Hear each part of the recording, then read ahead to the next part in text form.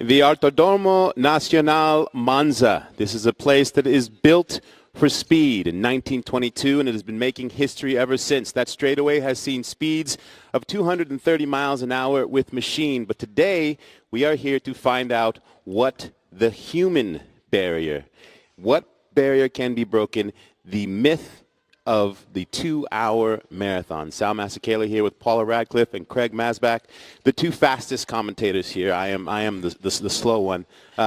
This is, I don't know about you guys, but I didn't really get much sleep last night. I felt like perhaps I was going to be racing, Paula. Well, I'm hoping that the guys going out racing today got a good night's rest. I mean, they've been preparing for this for a long, long time, but certainly everything this week has been really keyed in to this start time, so they're ready for it. We maybe didn't get as much sleep as would have been ideal, but conditions are ideal for them to go out and race. Well, you know, the training of these three athletes often takes place early in the morning. We've seen the training of Eliud Kipchoge often 5:30 in the morning before sunrise, so no problem for him being ready to run at this hour. And this is something that has been in the making for 2 years. The selection of the athletes, we'll get into the science and how hard Nike has worked with these athletes to make this possible, to see if we can really break this barrier, this myth that the whole world talks about. Whether or not you've run or not, you know that this is something, a milestone, and perhaps it's possible in our lifetime. Welcome to Monza, the fastest F1 track in the world. We're here to witness an attempt at breaking one of running's most daunting barriers, the 2-hour marathon. This is the story of three of the best runners in the world, an Olympic champion, a world record holder, and a 2-time winner of the Boston Marathon. With them is a team of people who've crossed oceans to join them in their pursuit of history.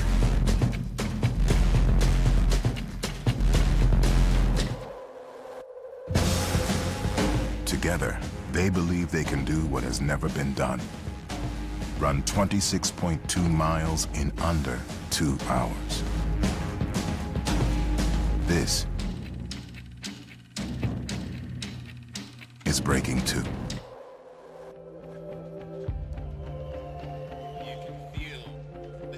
Just that voiceover alone, that we are here for something very special. When you first heard about this, what did you think? Well, to me, it fits into the history of track and field. Track and field's always been about breaking barriers. You think back to 1954, Roger Bannister, the first person to break the 4-minute mile. Then you go to 1968, Jim Hines, the first person to break the 10-second barrier in the 100 meters. So in 1998, when someone ran 2:06 for the first time, a little bit over 2:06, people started talking about, okay, the 2-hour marathon. And in 16 years, the record came down about 3 minutes. Now they're about 3 minutes away from the 2-hour barrier. And that just creates tremendous excitement. And I think it's a really iconic step. It is something like akin to trying to put the man on the moon in terms of breaking through that 2-hour barrier. I think if you project on the progressions that we're going, absolutely think it's possible at some day, but can we accelerate it with the input of the science and the technology behind it to advance history, like something like 70 years or so?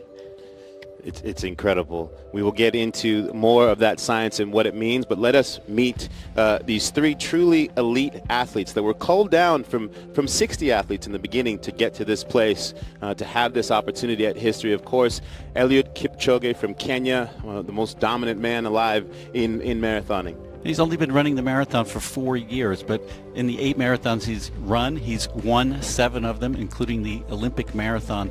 And he just has this sort of zen about him. You know, he lives this monastic life. He's got these training partners, and he believes he can do it. Yeah, he speaks about running as being more in the mind than it is in the body, as we see him training in Iten, Kenya.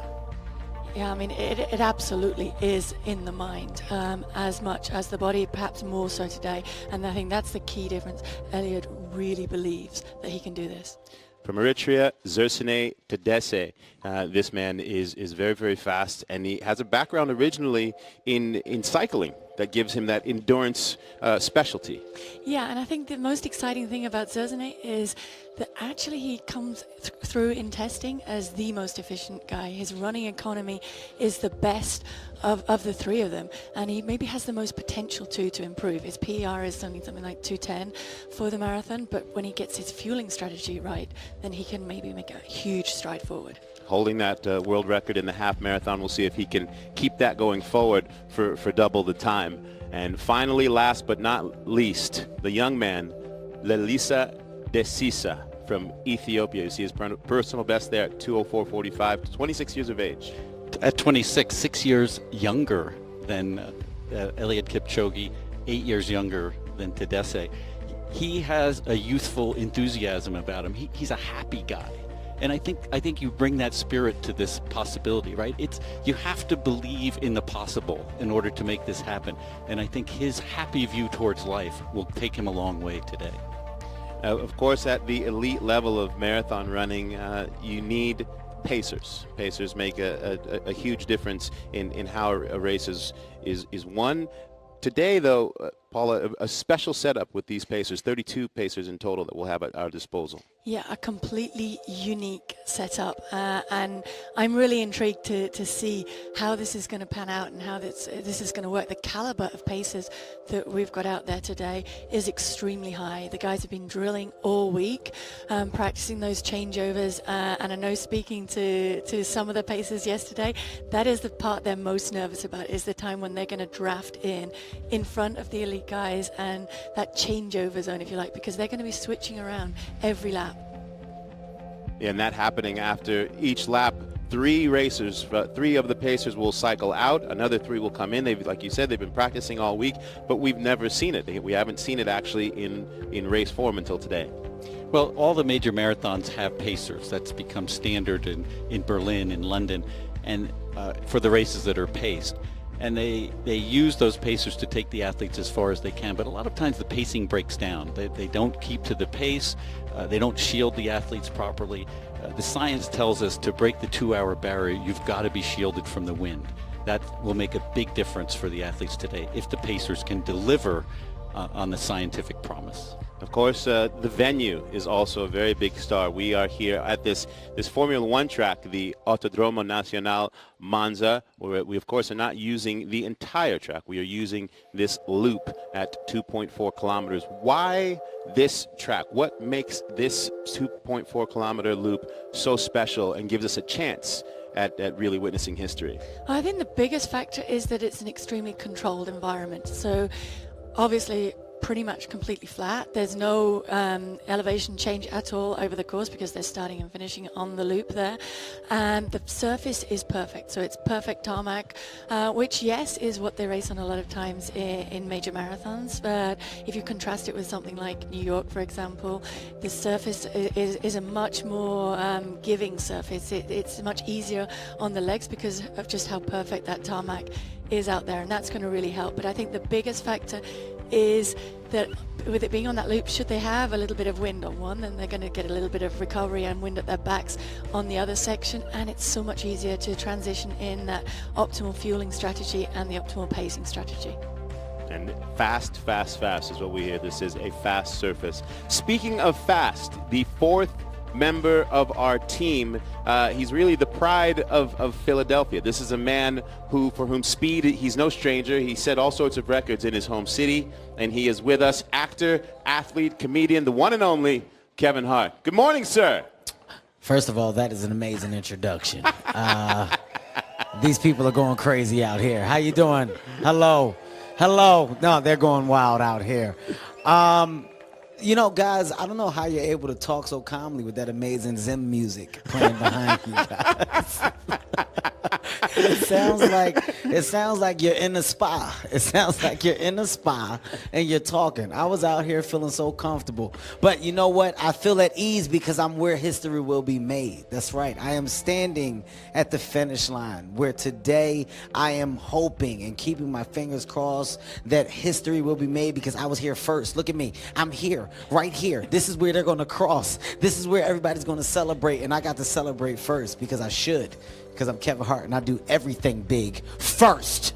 Okay, I do big things first. So before any history is made, I'll do it. And I'm going to step across in hopes that these men today will step across in the dramatic fashion of doing this under 2 hours, which hopefully will be done. I am here with you guys. You're here with me. Let's help these guys make history. Let's do it big. Guys, I'll keep you posted because you'll keep me posted. Thank you, Kevin. We will be checking in to get more energy from the crowd and see how you're doing down there. We might even have you as a pacer, so stand by. We might need you. It is crisp and cold this morning. There is light humidity. From a condition standpoint, is this exciting race temperatures? You know, they looked all around the world to find the perfect place. Paul already talked about the track and the help that will give to the athletes.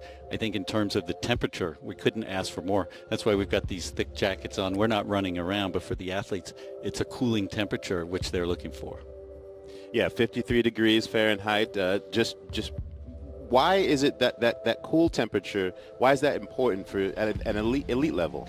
Well, it's extremely important because obviously they're moving so fast, they're producing a lot of excess heat, and they need to get rid of that, and they need to dissipate it, and they need every part of their body to be working optimally and not working overtime trying to get rid of that excess heat. So if we can get an ideal temperature, pretty much no wind, that's really perfect. The humidity, yeah, it's pretty high, but that's because we're so early. It's not actually, they're not going to be sweating a huge amount out there, and that's really, really important, and it's the conditions that they want. And I think that's what's ideal. Everybody has their own perfect temperature, but to suit these three guys, this is pretty much spot on. You both are no stranger to competing at a high level, at a world level. You're a marathon record holder. You won London and New York 3 times. I know, sir, that you have, 30 sub 4-minute miles at competition? That's incredible. What is it like on race day when you have the mindset and you're here and you're about to approach this starting line? What's going through your mind on a day like today? I think it's the culmination of everything, and the best feeling in the world is to step up to that start line knowing that you're in perfect form and that you've left no stone unturned in the preparation and you're really in shape, and there's almost like an excitement within just to get out there and get started and start bringing all of that hard work to fruition. And I think these guys have been planning towards this for such a long time. The most nervous point would have been last night and this morning before they started warming up. And once you start warming up, you start burning off a little bit of that adrenaline and you're just ready to go. And there you see a shot of one of my favorite people at Nike, Sandy Bodeker, 35 years at the company, and someone who has believed for a very long time at a core level that this idea of being able to test history below this 2-hour mark, well, there you see it. He actually literally wears the 1:59 and 59 seconds on his body in full belief. So you can just imagine what it's like for Sandy today, who is going to be starting this race. Well, I think what's important, and Paula talked about getting to the starting line, it's about a team effort, and this is the ultimate team effort. You know, it's the athletes, it's their coaches, it's their training partners. It's also the scientists who've been behind them from the start, and people like Sandy who visioned this, who thought about breaking this barrier, and are all here today to make this happen.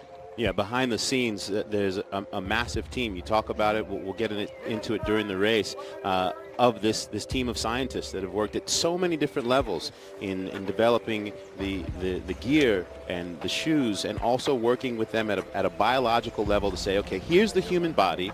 We know what it's capable of just on its own with drive. What happens when we take a real deep dive look at what's possible and actually start to engineer what you're doing, what you're putting in your body, how you're training, sleeping, etc., to help get to this pace? That is exciting. That moves us forward as humans. Absolutely, and I think that's where we'll get into that more during the race, but every one of their outfit, Elliot's there in the red, Lisa in the white, and Zezane in the blue, but everything has been optimized for them to fit their bodies perfectly and to work uniquely with them.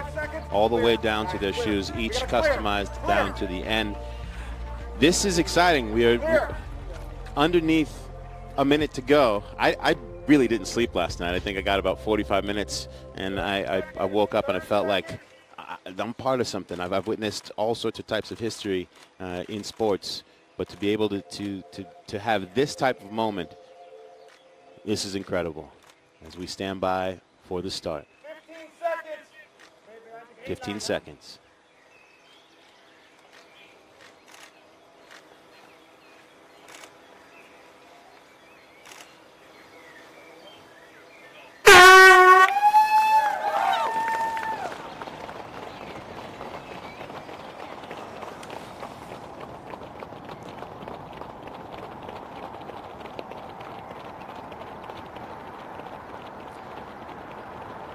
as we see that arrow formation of the pacers that we talked about in our earlier meetings. What's the significance of the style that we see the pacers in this sort of 3 at the front, 3 along the back? Well, we talked about the nerves and the anticipation of the 3 runners, but the pacers would have had a huge amount of nerves and adrenaline coursing through them to get into this formation. So we can see at the front there that's actually Chris Derrick at the front, and I think it's Andrew Bumbalova behind him and Sam Schlanger alongside him. They'll be the front 3, and then the other 3 guys in a line behind them, they will be the second stage. So after the first loop, which actually will be a little bit shorter because they started on the back straight. So when they come through with 17 laps to go, the front 3 will peel off and the back 3 will move forward into that triangle formation, and another 3 guys will come in and sort of have another lap to get themselves on pace. The idea being that then they hit the pace perfectly, and that's going to be the key factor here today, is that the 3 athletes attempting the barrier, they have perfect strategy. They're not allowed to go too fast, so they can't mess up their pacing by going too fast too soon. They're held to what we hope is the perfect pace to break through the barrier. What kind of responsibility do these pacers have as opposed to a normal style race? Well, as we said earlier, all the major marathons have pacers, and they feel the same sort of responsibility. They're often training partners of the athletes in the different major marathons where they're doing pacing. Here it's a little bit different in the sense that there's a very precise goal of hitting, as Paula said, the exact time frames. They want to hit 250 per kilometer, around 434 per mile, around 1413 per 5K. Very precise planning around those times, even pacing throughout. And the goal of that, of course, is to get to the halfway mark on pace and then go from there. Mindset-wise, not being in a position where you're economizing what your splits are going to look like, but really these athletes being let go, send it from the get-go. What do you think that's like, sort of, for their mindset to switch from what they're used to? Well, I mean, they're pretty used to being dialed into performing from the go. It's a little bit more unique here because they're not actually racing to particularly win the race, although let's not get that confused from the start. Every one of these guys wants to be the first person to break through that barrier, and they want to be the first person across the line. So they are racing as well, but they're really focused on laying it all on the line and trying to commit from the beginning to basically what we call in marathon running kind of redline it the whole way, which is hold it on that line of the lactate threshold so that you're maintaining pretty much as fast as you can go in an even pace over the race without tipping over that line. And here you see that first change of the pacers coming in. That will take place on a regular basis. The basic format is that each pacer will run a 5K before they go out and get a rest of about 26 to 28 minutes. They'll do half of that distance, or one lap, in the V shape in the front, and the other half across a line behind that V shape. As Paula mentioned, they've been practicing all week, and those pacers take a great deal of responsibility for this. They feel like they're an important part of this, which they are, and their training has reflected that. Sorry, I was just going to say that's the first changeover done smoothly, which is kind of what we wanted to see and what we wanted to see them relaxed into. It's probably also worth pointing out that the line is actually a big help to them too, because the green line you can see projected there is basically where they need to keep up to. So that's a big help for these paces. It's not like on a track where they're going through every 100 meters and they can see the splits. So to hit it perfectly, they're getting a little bit of help there. And the exact formation, this V shape in front and the line across, that was developed from studies that were done in a wind tunnel at the University of New Hampshire. So they took groups of athletes into the wind tunnel, they tried different ways, and they also have informed the athletes where's the best place for them to stand behind the pacers to get the maximum drafting capabilities. I found it interesting that Zersenay started his watch at the start. He didn't trust the very sophisticated timing that we have here. You see that pace car at the front there that is being precision driven, because that pace car needs to stay at a specific speed. Well, there are actually two drivers, one to steer and one to keep the pace proper. 2 years in the making. We spoke about the science that has gone into this, and these athletes have been working in tandem with those scientists to get to this moment in which we try and see if we can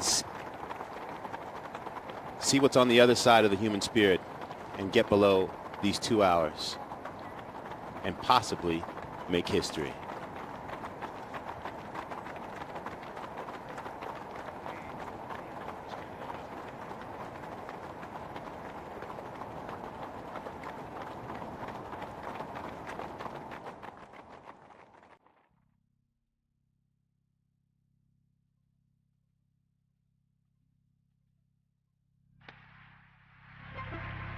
It's not the absolute numbers that matter. It's picking the goal that you think is impossible. You know, it was just like the 4-minute mile. Why should it matter? You know, humans have 10 fingers. They like even multiples. That's probably part of this. I guess all of these records are arbitrary in a sense. It's just because they become the next step in our sort of sporting heritage and development. And I think that's where the 2-hour thing comes from. You know, why shouldn't we be able to do this? 58, 59, 60, 61, 62. Hey. If a human body can do sub 2 hours, I think it would be the greatest moment in athletics. Nice job, Elisa. Okay, we have 1 minute. 1 minute till the start. When you plot out world records, it should take a couple decades to get to where we want to be. But no one's ever gone flat out from the gun before. That's what I think is so amazing about this project, is we're going to tell these guys, you're going to go for it from the gun. And whatever happens, happens. And that, I feel, is a recipe for greatness.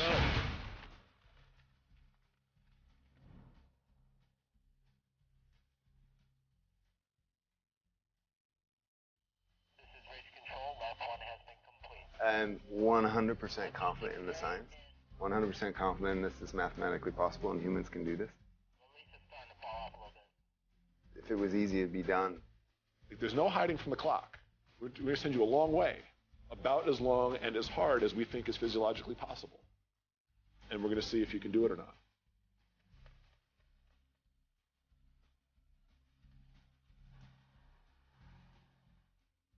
Very nice, Elliot. Great job.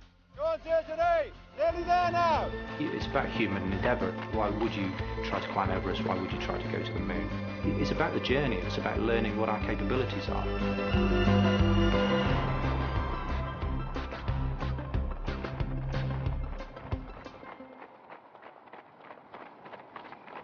That Bill Bowerman quote, the real purpose of running isn't to win a race, it's to test the limits of the human heart. It is, it's powerful. There are a lot of people and critics who might say, well, if you don't know that it can be done and it's never been done before, why go through all of this?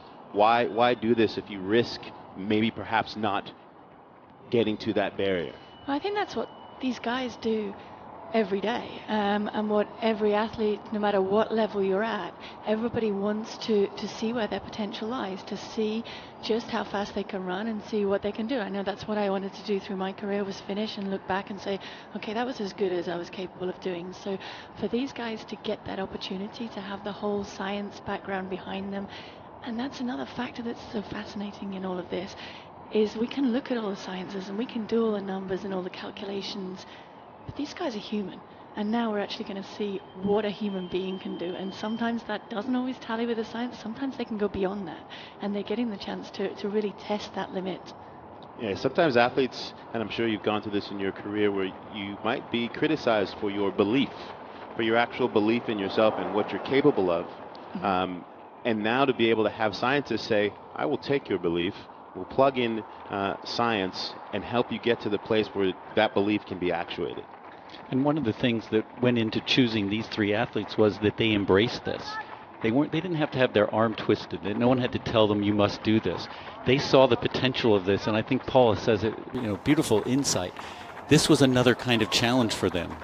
They'd set world records in the case of Zersenay. They'd won major marathons, the other two.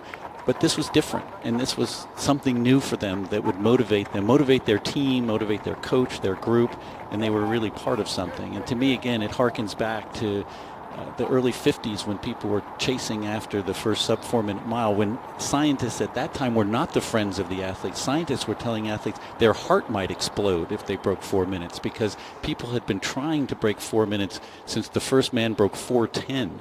Jules Laudemake from France in 1929. So for more than 20 years, people had been trying to break that barrier unsuccessfully.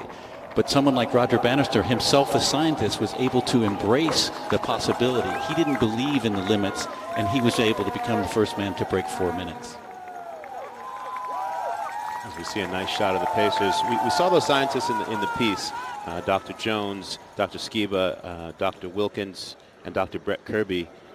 Paula, you've had a chance to work with some of them, correct? Yeah, I worked with Dr. Andy Jones through my career. He actually started helping me out prior to winning the World Cross Country Junior title, way back in end of 1991, when I was actually anemic at the time, but I didn't know what was wrong with me. So they sent me to test with Andy, and then we discovered that I was anemic. We started kind of building my iron stores back up again, and he sent me off to the World Cross Country Championships in Boston with a little folder from my testing done, like just before I got on the plane, pretty much a week before. So on the plane out there, I was reading through the numbers, the best I'd ever tested, and his kind of predictions. You can go out there and you can medal there, and that's key. I think being told that yes, you know you're in the best shape that you're in, but also the science shows that you're in the best shape that you're in, means that these guys step up to the line that little bit more confident, that they're already supremely confident, but to know that, yeah, the numbers back it up, sends you there with that little bit of a boost and that little bit of extra energy to know, yes, I can run that. And as I see those numbers clicking by on the car in front of me and I'm on pace for this, I know that things are going to work out today. I'm feeling good. And a lot of this first stage would have been about that. For when you start a marathon, what you really want to do is run that first mile and know, okay, things are clicking, things feel good. I feel like I'm on today, because if you're feeling rough in that first mile, it's a long way out there for the marathon. So to know that things are feeling good, to know that the science is there and your legs are really with you, that's what these guys want to be feeling. As you see a shot of the three elite of the elite. Eliud Kipchoge from Kenya in the orange. We talked at the beginning in our pre-show about his mindset. For him, this is a meditation, as we'll see him describe right now.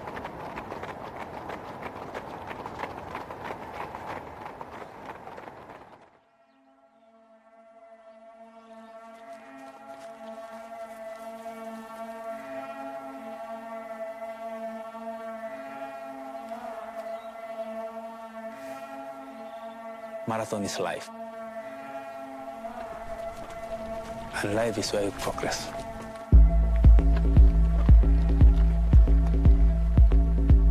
With good training, I don't see why I can't run a lot of us. This is the chance. Very nice, Eliud. No human is limited. That's my message. It's not about the legs. It's about the heart and mind. With a strong heart and good mind, you can do it. He's sort of like a chess grandmaster or some kind of Zen guy, you know. He's very chill, and he goes out and he gets the job done. If you don't rule your mind, it can rule you. In this journey, I want to be the first one to cross the line and run under 2 hours. There's only one winner. That's obvious. That mindset fully on display, that real core belief and determination that has gotten him to the place where, as we mentioned, at the top 7 of the 8 marathons that he's run in, he's won. And the other one, he finished second, and the guy who beat him set a world record, so nothing to be ashamed of. I think that it comes from the culture of Kenya. You know, such a tradition of great runners over the years. When he was growing up in Kapsasiwa, Kenya, he would sometimes watch as Patrick Sang, who's now his coach, would run by. He was 8 years old when Sang won the silver medal in the steeplechase at the Barcelona Olympics. When he started running motivated by Sang, Sang gave him shoes, gave him equipment, gave him workouts. And all these years later, they're still working together.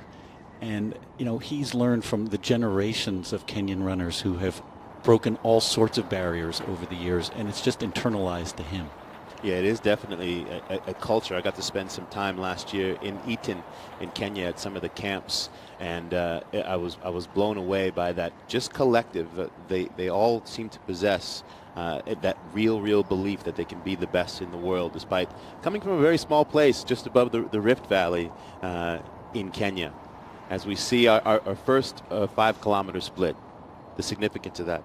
Well, so they went through the first 5 kilometers in 14:14. I think they were aiming for 14:10. And the significance of that is that in the last, 400 meters since they went through that split, the pace has picked back up again. And they've actually jumped up on the projected time from 2 hours and 8 to 1:59:56. And as much as we can say, yeah, look how calm and focused Eliud Kipchoge is in there, you can absolutely bet he's the one who went up, guys, up, because he wants to hit those splits. And although he looks really calm and really focused, like he's not thinking of anything, everything will be going over in his mind, because that's the way he runs, the way he analyzes all the information that comes to him in the race and processes that.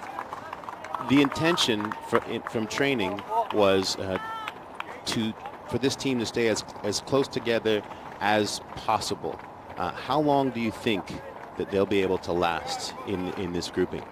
Well, that's what's so fascinating. We're going to find that out. They're going to just basically, for the first time, try and run on a pace for as long as possible. So it's a little bit changed from trying to get to the end as fast as possible. They're trying to stick to that pace for as long as possible, and we'll see how far they can do it. We see a nice shot, that Aero group of pacers. Kevin Hart, our sideline reporter, is embedded there with the pacers. Kevin. It's intense out here, guys. And let me.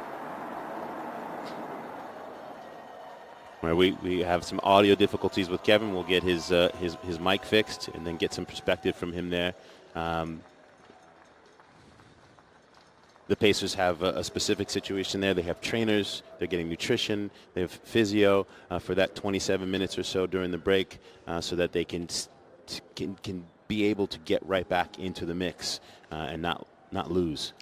One key thing to just point out as well, as they're running along, so that red line is different to the traditional blue line that we see in the marathon. So traditionally, the blue line signifies the shortest line that you should run on the course.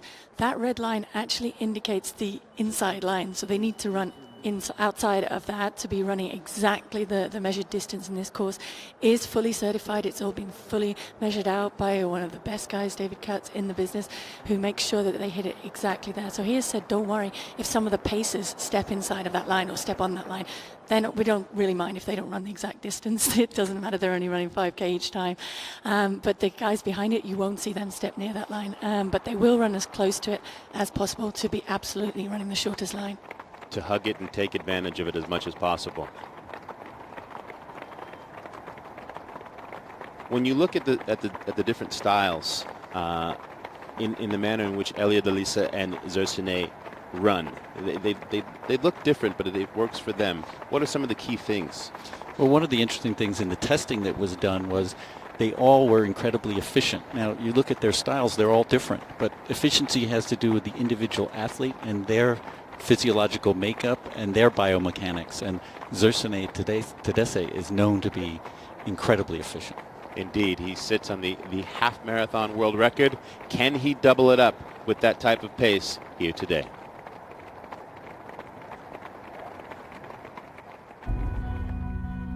ማራቶን ቀሊል አይኮነም ስንብስኻ እንደገና አንጻር ካልኦት ተወዳደሪ ሃና ይግድን እንዴ በዳህ መኻኑ Zersenet is the Rocky Balboa of this group. I look at him as this guy who, with the least amount total of support probably, but he's getting it done. And when I look at his trading, I mean, that guy is fast. He's an incredible half marathon athlete, as we've seen. He's actually one of the most accomplished distance runners of all time, and I don't think he's got the credit that he deserves for that.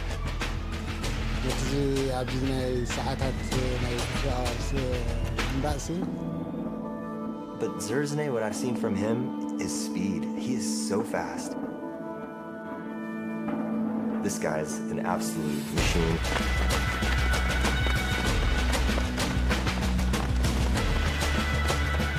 ክልተ ሰዓት ምናልባት ኣነ ክሓስብ ከለኹ ሪከርድ ናይ ክልተ ሰዓት ግን ናይ ባሓቂ ምዚ ተታሒዙ ዘሎ ፕሮጀክት በዚ ናይ ክቕሪብዎ ደሎ ንፃር ምዃንና ጥራይ The Rocky Balboa of this group. That is strong. And I think it's significant. You see him taking fluids here. This was the thing, as Paula said earlier, that has held him back in the marathons that he's tried. Your hydration strategy is not so important in the half marathon, where he's a 4-time world champion and the world record holder. But to go the marathon distance, you've got to take both fluids and energy while you're running.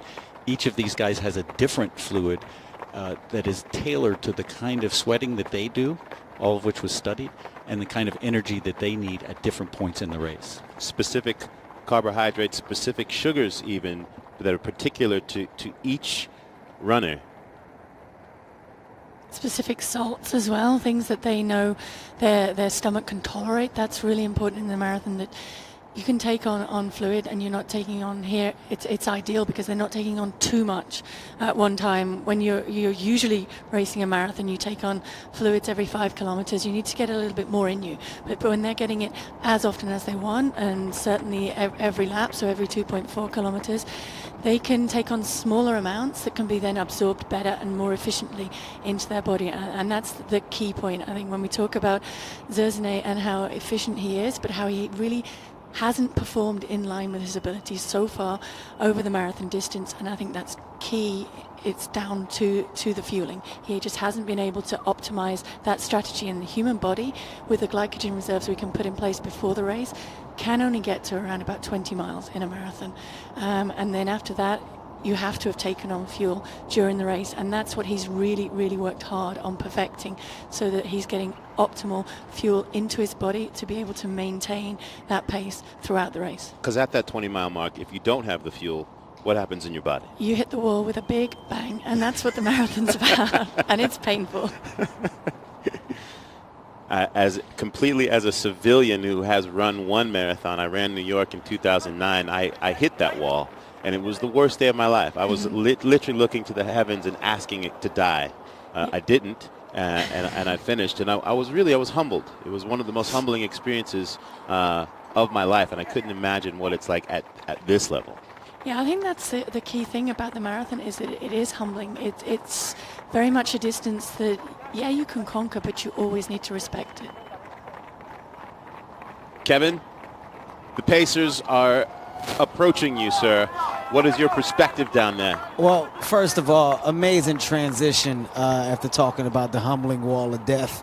I am out here right now in a land where I probably shouldn't be. I'm here with the Pacers. It's intense, okay? When I say intense, I mean intense. These guys aren't talking. They aren't breathing. They aren't high-fiving. There's no celebration. It is all business because they have a job to do. With that being said, I'm going to be honest, I was kicked out of the tent. I was kicked out. I was there. I tried to get some conversations, and a group of guys told me I didn't belong here. One of the most awkward situations of my life. I said I'm famous. Nobody cared. This isn't the place for fame. It's the place for history to be made. So I politely walked outside the gate. Technically, I'm not even on the track right now. This is uncomfortable for me. I've never been treated like this, but it's okay. It's okay because I'm here to witness history. And I have nothing but respect and admiration for all of these Pacers, man, because they're coming in there assisting on a big day, guys. This is a big day, and I'm... Thank you, Kevin. I think his mic cut out there at the end. It didn't cut out, guys. I'm asked to move again. I'm sorry. I got to get out of here. I got to move. I think they think that you think this is Breaking 2 Electric Boogaloo, but that's not what it is.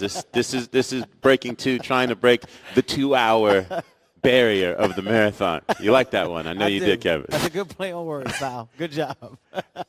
And we saw that transition, the formation. I mean, you can tell that the Pacers have obviously rehearsed and trained so hard. What kind of communication are they having when they're in this group, if any? I think the biggest thing is that they have been really drilled in it, but also to accept that the paces coming in, they will be really nervous about getting this right. This is a really big deal. It's not just like pacing in a regular marathon. Everything is keyed in to breaking through this barrier, so they need to get it right, and they need to get it perfectly right. And so far, they're doing a great job. They're really hitting it bang on. They're a little bit ahead even of schedule. They're projected at the moment around about the 1 hour 59:33. So if they can keep it on that, not get too carried away, I think we're going to see that's the key point here, is the fact that these guys are being held to that. So we're not going to see a situation like, for example, a couple of weeks ago in the London Marathon when Mary Keitany went out really too fast in the first 5K and could maybe have finished faster had she not gone out so fast in the beginning. They won't do that. As we see a shot in white of Lesisa Desisa from Ethiopia, won the Boston Marathon 2 times. He would like to be the man, as all 3 would. He would like to be the one to cross that finish line first.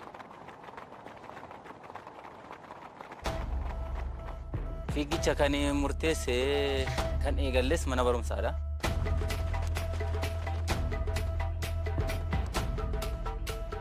Fiigicha ala dudura 5,10 ture. Kanarra umuriin akkasii deemu waan dadhabdeefis argachuu waan si barbaachisu. Fiigicha daandii irratti ba'e fiigicha daandii irraa immoo inni guddaan inni bu'aa qabeessa ta'u immoo maraatoona waan ta'eef.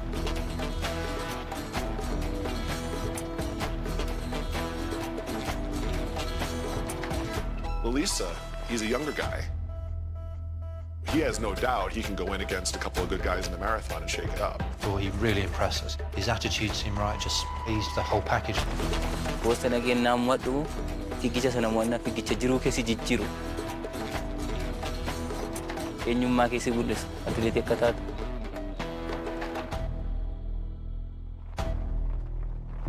Running is my life. You know, he talks about running as his life. A typical story that we often hear about African athletes, he had a 50 to 60 minute walk to school when he was a kid, and the story goes that he didn't think that was far enough, and he would sometimes hand his books to some of his schoolmates, and he would run a longer distance home.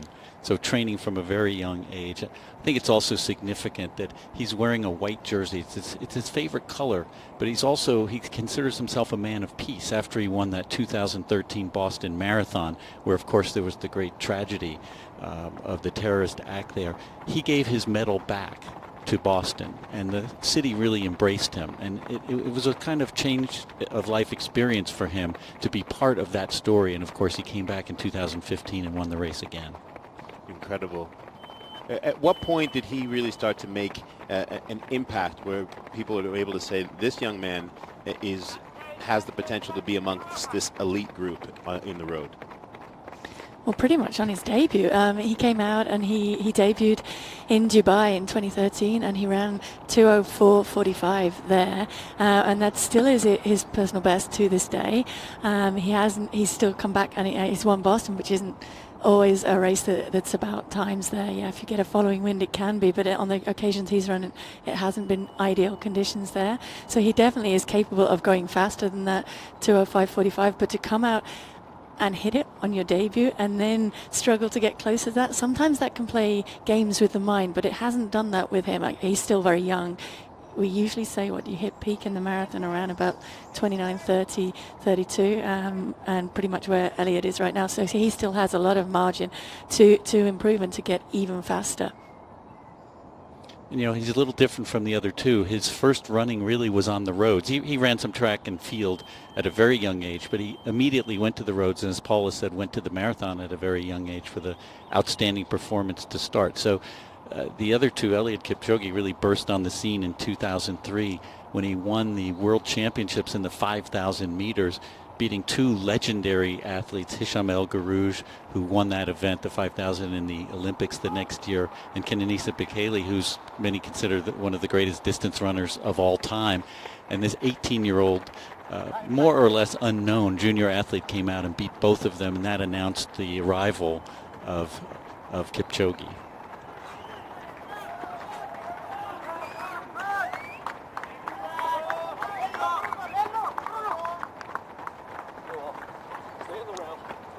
So just a quick word on the pace there. We can see that they've gone through the 10-kilometer mark in 28:21. So they're actually up on the schedule now. They've flipped from a little bit behind at the first 5 kilometers to ahead of schedule now. And you can see the paces there just in the next group just slotting back in. And we're now back to the original group. So they had, 27 minutes or so of recovery. And we're back with the first 3 pacer groups slotting in very well there.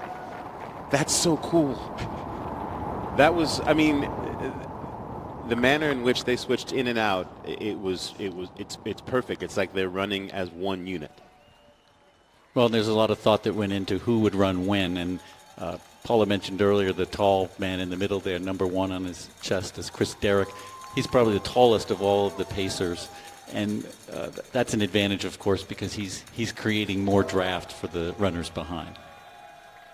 Of all the places in the world that we could be for this race, we are here at Monza. And there are probably a lot of folks at home watching around the world asking why. What about this place caused the team at Nike to say, there, we have our best chance to make history there? Well, there's a variety of factors, and some of them Paula had mentioned earlier. It's inland, so you don't have a big breeze coming off the coast. It's only about 200 meters above sea level, so there's no issue with oxygen. Very little elevation change on the course itself.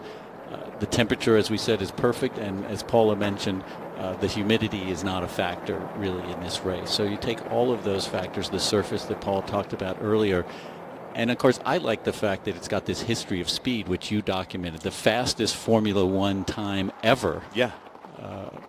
Juan Pablo Montoya, I think it was 2005 or so that he ran it. You know, that's a history and a meaning which I think adds a little something extra. Yeah, to think that right here where these steps are happening, speeds of 220 miles an hour on a regular basis. Well, here's more on why we are here at Monza.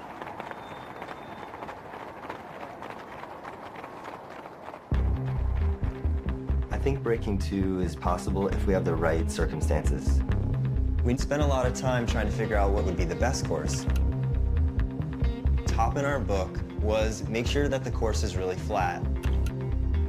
We really wanted to focus on low altitude. In addition to that, cool temperatures are very important for the athletes, as well as low wind that helps the athletes move through the air without having much resistance. What we're really trying to do is create an awesome environment that allows the athlete to be most successful as possible. And Monza is one really crucial entity to ultimately get them to be able to break the 2 hours. Paula, the elevation change on this loop is only about 10 feet total up and down. How does that differ from most road tracks, most marathon courses? Well, most marathon courses will be not run on a loop course, or at championships we will run a loop course, but it might be like 3 or 4 loops of around about 10 kilometers. So here, 2.4, the 17 and a bit laps of a 2.4 kilometer loop means that it's a very controlled environment, and everything can be perfectly controlled in terms of the paces coming out, in terms of the guys on the bikes next to them passing the drinks, as we're seeing in the bottom corner there to Lelisa, and that can mean that everything is on site. Nothing can be left to chance. But these guys, I mean, we talk about the Formula One cars, and they're perfectly calibrated machines. The runners are calibrated machines as well, so to be able to run on it's not manicured, but it's one step short of that. It is very, very significant to them. There are no potholes that they might twist their ankle in. There's no ups and downs that they need to factor in. Pretty much the only variable they have to think about is if any sort of wind comes up. That's the only thing that's going to change out there. And one thing that helps is they're in a forest. They're surrounded by greenery. And I went for a run here yesterday. I put on the Concept shoes, and Didn't run anywhere near as fast and certainly not as far, but I felt the cooling breezes that they're feeling now. Not even a cooling breeze. It's just cool because of the forest that surrounds them, the greenery. Birds were chirping, and probably on the backstretch where there aren't a lot of people, they can probably hear the birds chirping, and it's just a great environment. All three of them train in beautiful environments for at least part of the year, and they should feel very much at home here. And that produces extra oxygen into the air as well. So the fact that they have the trees, the fact that it even rained a tiny little bit when they were warming up. Haile Gebrselassie always used to say that he would have the track watered, and he liked it to rain a little bit before he would go out for a world record attempt, because he felt that that produced a little bit more oxygen into the atmosphere and he could just run that tiny little bit better. It is so peaceful.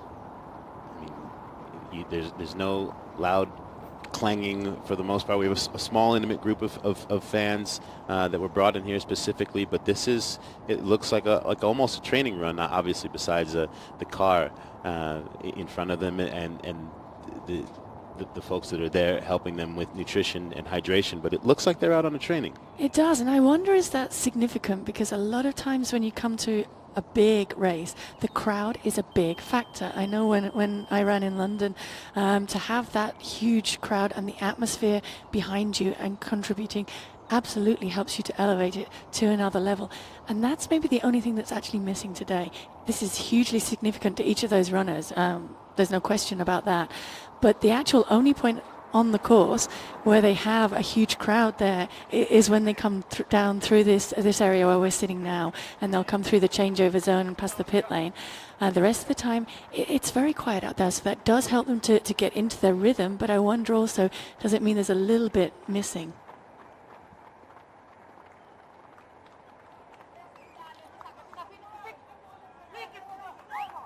Why do you think that this group ended up being selected? The elite group of East Africans in particular. You know, we mentioned at the top of the show the history in Ethiopia of the marathon dating back to 1960. Abiy Bikila, who ran barefoot through the streets of Rome to win that marathon. Kenya, the tremendous tradition. So in those two countries, as big as global football is in the rest of the world, or maybe baseball and American football are in the United States, running is equal to that in these countries. And there's a lore, there's a history, there's a respect, there's an opportunity to earn a living and to change your circumstances that is built into the history of running in those countries. In addition, of course, growing up at 7,000 feet or 2,500 meters altitude also is helpful. And you see runners from around the world who will travel to Kenya, travel to Ethiopia to train to take advantage of that. So they have a variety of different advantages that led to them to be the chosen athletes who the scientists felt had the best chance to break this barrier. Yeah, I saw that when I was in Eton, Kenya last year. There were mid-distance runners and long-distance runners from all over the world. But there was something about what you're talking about, meeting these kids who come from mostly farmer families and who make that choice to say, if I do this and I take advantage of my surroundings with the mindset that I have in my culture, I can take this to the next level. And having those examples. There were 60 athletes at the beginning to get to this 3. We'll learn more about the process of how we got Eliud Lelisa and Zerzurene.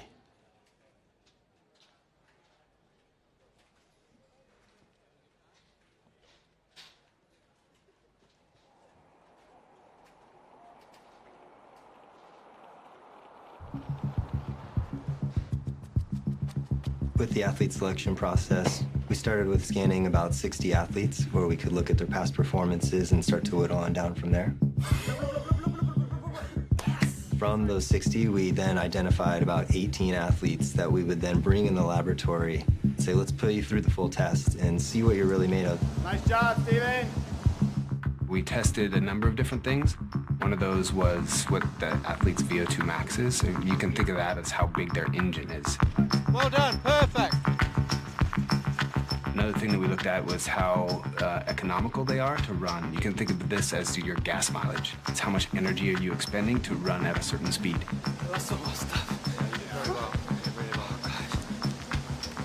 out of those 18 or so, we came to these 3 being close to or at a 2-hour race. Nice, Elliot. Great work. Eliud Kipchoge, he's from Kenya. He's a world-class marathoner.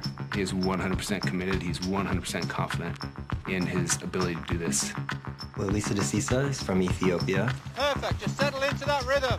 and he's most notable for his Boston Marathon wins. Very good, very good. 20 seconds. Keep looking forward. Just keep running, man. Keep running. He just kept going and going and going. He definitely has the potential to do this. Zersenay Tedesse, I really like Zersenay. He's very fast. Nice job, Z. Well done, Z. He has the world record in the half marathon. His physiology is exceptional. They've all got different strengths and weaknesses, but I'm excited about all of them. They've got different characters and personalities, as you've seen, and it's going to be fascinating to see how the story unfolds.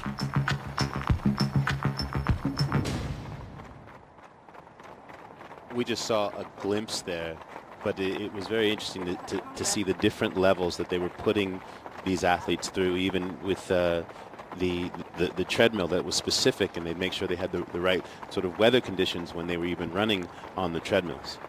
Yeah, every element of the preparation for this has been looked at and has been controlled and has been perfected as much as they possibly can. And I think talking to Andy yesterday, he was saying the biggest thing was that all 3 of these guys really bought into that, because you have to believe that this isn't going to hinder your training, that being strapped up to these machines is only going to bring something to the table and bring something to how well they can go out and perform. And absolutely every one of these 3 bought into that, wanted to take on board as much of the science as they could, and wanted to kind of look at all those little areas where that key difference can be made, even if it's a fraction of a percent. Well, it's really interesting that Eliud, prior to the Breaking 2 project, had never run on a treadmill. He'd never had his VO2 max tested. He'd never had his lactate threshold tested. He'd never been evaluated for his running economy. In fact, he'd only rarely worn a heart rate monitor. So to your point, this required a massive change in just how he conducted his business of running, and yet he embraced it because he saw the possibility to take himself to a new level.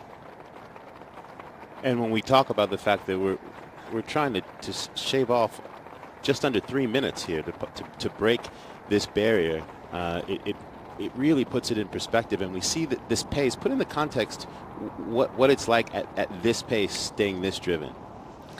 Well, I think we can't by any means underestimate the scale of what they're trying to do here, because it's a phenomenal jump. You can look at it and you can think the world record sits at 2:2:57, but to go under the 2 from there, it's huge. I mean, it's that kind of 6 seconds a mile or whatever it is that they have to pick it up, but that's a lot to be able to do that, and they're really pushing everything, and they need to maximize every little area. Around 13 miles an hour as we see them making their way through this right-hand turn. We will check in with Kevin Hart, who is with someone far faster than him.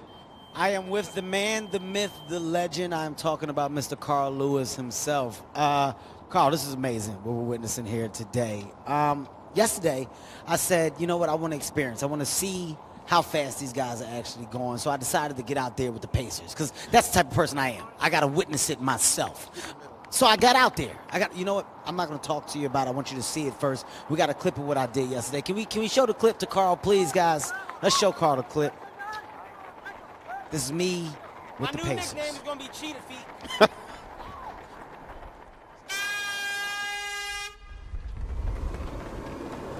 I look amazing. Wait a minute. Hold on. Starting to struggle a little bit, Carl. Yeah.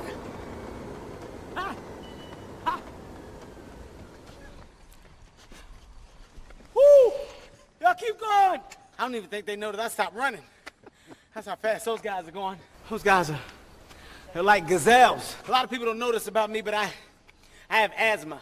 That's what made me slow up. I don't have my inhaler on me. You got to take your hat off to the runners. Y'all go ahead. I mean, 4 minutes and 34 seconds a mile. That's booking. Those guys are like the speed of light. I got to go find my inhaler. Hey! I didn't have my inhaler.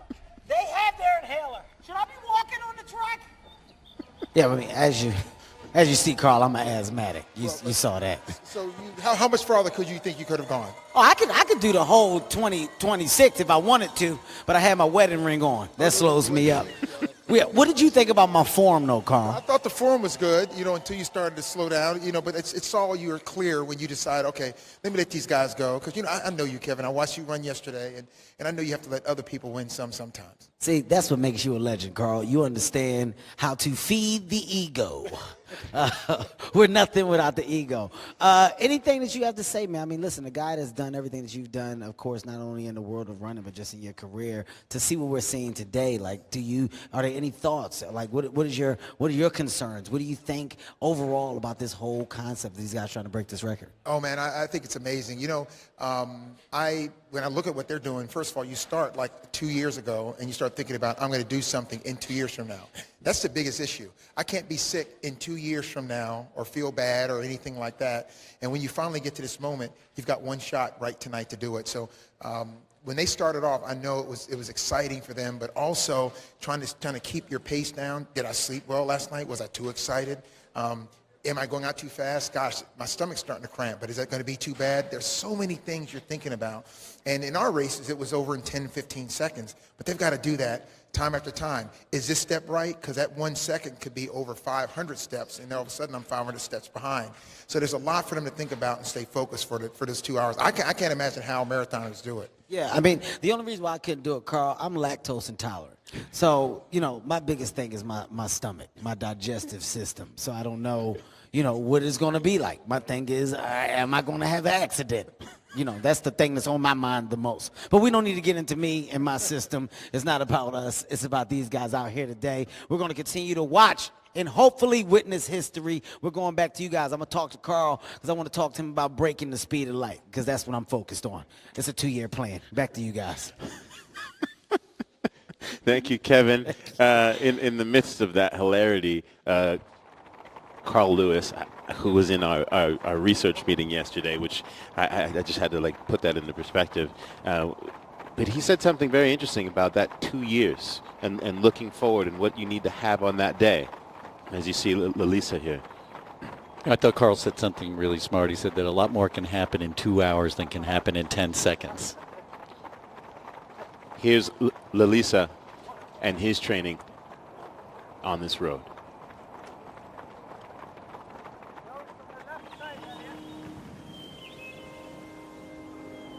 Take Birdis fly. Sunset not fly. But he created aeroplane. Now breaking too.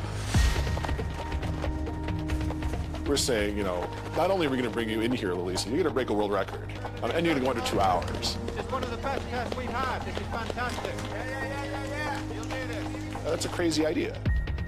Generation amma generation harawan ta'ef yeroo kama saansii fi gara teknooloojiin waan adda addaa agarru dhugaa ta'e nutti mul'isa. Adeemsi saansii fi teknooloojii kun immoo wantoonni nama hojjechaa jiru na ilaallu. Lalisa is being really receptive and very willing to try any suggestions that we lay out. He wants everything that we'll possibly give him and more.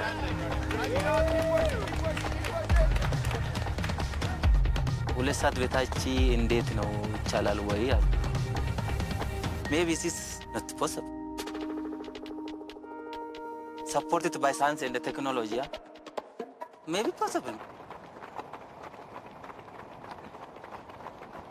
It says a lot when an athlete can say, by myself, maybe, not really. But that buy-in that you talked about, Paula, with Lalisa's own words about the science and technology to say, hey, after this experience, yeah, possible. Yeah, and it's that buy-in, that faith in the team, and I had to smile a little bit there on the clip when Andy's there. Come on, Lalisa, this is the best yet. He says that every time. But what he's basically doing is building up the confidence, and that's key, to be told by the people who know, by the scientists, you know what, you're in amazing shape. You can absolutely go out there and do this, and there's no scientific reason why you can't. It's really up to you. Is the best feeling to get coming into it, and these guys will feed off that confidence that they get from the team around them and from the way that they feel in training to really come in here and push their minds, because it is as much about the mind as it is about the body out there today, and being able to stay focused right in the moment and on one foot in front of the other on that pace and just keep focused right here.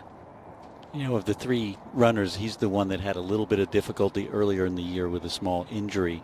So, you know, the team aspect is important to him, and he said that he sees Kipchoge and Tadesse as friends. You know, it's not, he calls them brothers and friends, and that, you know, he really bought into not only the team aspect of the scientists and his own training partners, but his fellow comrades there. Well, you think about a sport like this that is so individual, and these three buying into the idea that we're going to essentially be a team for a couple of years. And trying to stay with the team here as well. I mean, I think we do have to point out that there is a tiny bit of daylight opening up there. And of the three, Lalisa, for me, is the one who's struggling first at this point. It may be that he'll go through a bad patch and he'll be able to get back on it. That happens in the marathon. Every athlete coming to the start line of a marathon knows and accepts there are going to be rough patches. There are going to be rough patches within this race where I really need to go to my special place, somewhere within me where I can kind of regroup, focus, get things back together and come through it, and have faith that you will come through it, because so many times in training you hit the rough patch and you come through it and you know you can come through it and come out the other side, but it's keeping that focus through the difficult spots that he's going through right now. How do you avoid finding yourself in a panic when you get to that rough spot? It's experience, I guess, and it's faith, like I say, that you can get through it, but it's very hard. I mean, what's going through his mind right now is, oh my God, I can't stay on this. I can't stay with that pace, and that is the goal that I've been working to, let's face it, for a couple of years coming into this. That's where I need to be, and I'm falling back, and that panic is really dangerous because it can paralyze your breathing, paralyze your muscles, and he's really, really struggling. And, you know, you mentioned that you have bad patches and you come back from them, but knowing a lot of times what runners are able to do in marathons is come back because the pace slows down and lets them back in the race. We see this on the track sometimes. The pace is not going to slow down, and he knows it. It's relentless. It's going to continue. And that's going to make it very difficult for him to get back. So at this point, he not only has to run that pace, he has to run faster than they're running to get back into it. They will give him pacers at some point to try to help him, but it's going to be very, very difficult. Yeah, so they talked about that pacer strategy. They have the 32 pacers, and I think they have 18 guys that are rotating as per the plan. And then behind that, they have another 5 or 6, 7 maybe that may jump in now with Lalisa that is dropped off. But if another one of these two drops off, they will move up and they will abandon the back guy because they don't have enough paces to keep covering that. The other floaters, if you like, the other 6, 7 paces are reserves in case there's any problem with any of the front 18. Well, we talked about at the outset how long they would be able to stay together at this pace. As we see a shot of Eliud and Zerzene. Zerzene checking his watch there, just making sure that the big clock in front of him, maybe he hasn't looked up and clocked that. And then that often happens, I think. A lot of times in big races, you're just focusing on yourself and you're not aware of what's around you. Well, here's some perspective on Zerzene Tadesse and his training.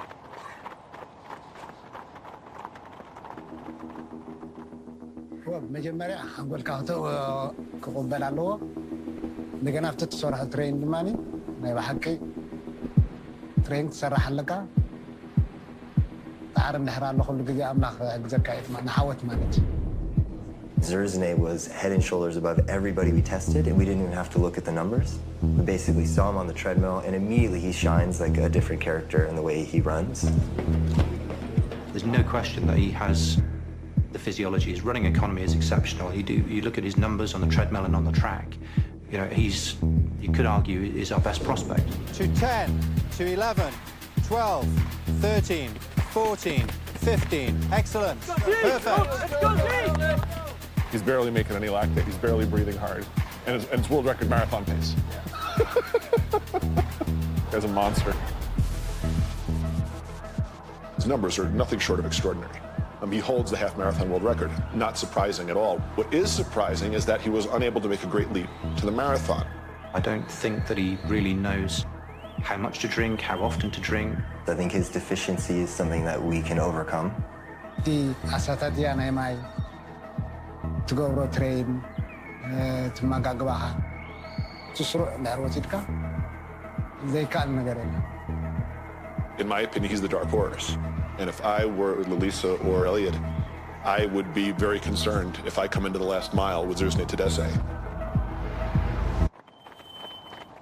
You know, one of the major differences for him is that he trains by himself for half the year in Madrid, away from his family, no particular training partners. He's kind of on an island, and he does his hardest workouts by himself, which is really different. I mean, when you think about the large group that Elliot has in Kenya, he's sort of quiet and mysterious, which makes this all very interesting. But, you know, Mo Farah, the four-time gold medalist in the Olympic Games, says that this is the guy he fears the most. Wow. Yeah, I think his potential is, it's really there, and it's really tangible. And to be able to have this opportunity now to get his fueling strategy right and to find out, because it's without question he is the best half marathoner probably that there's ever been on this planet, but certainly that we have right now. And it's that unique question of, yeah, as much as the science can say and as much as they can say you're built for the marathon, it's a unique beast, and sometimes you can get it right, and sometimes you just can never quite make that step up. And it's that fascination, I think, for me, that is so interesting with Zerzhnay. With the fueling, can he really hit it and hit his potential at the marathon, or is it just always going to be that distance that doesn't quite fit? And this blistering pace and being able to sustain that for not just a half marathon, but for this entire marathon, as we take a look at the pacers at the front.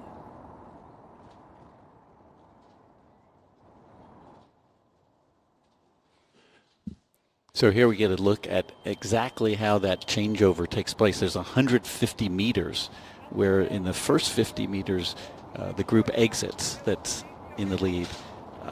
Other runners move up, and then in the second 100 meters, the three new runners come in. I had a little worry about this when I first heard about it, because I wondered, that's a tough job to come into the race. One, at the right pace, and two, not to disrupt the runners behind them. But so far, it's gone very smoothly. And it's not a lot of space.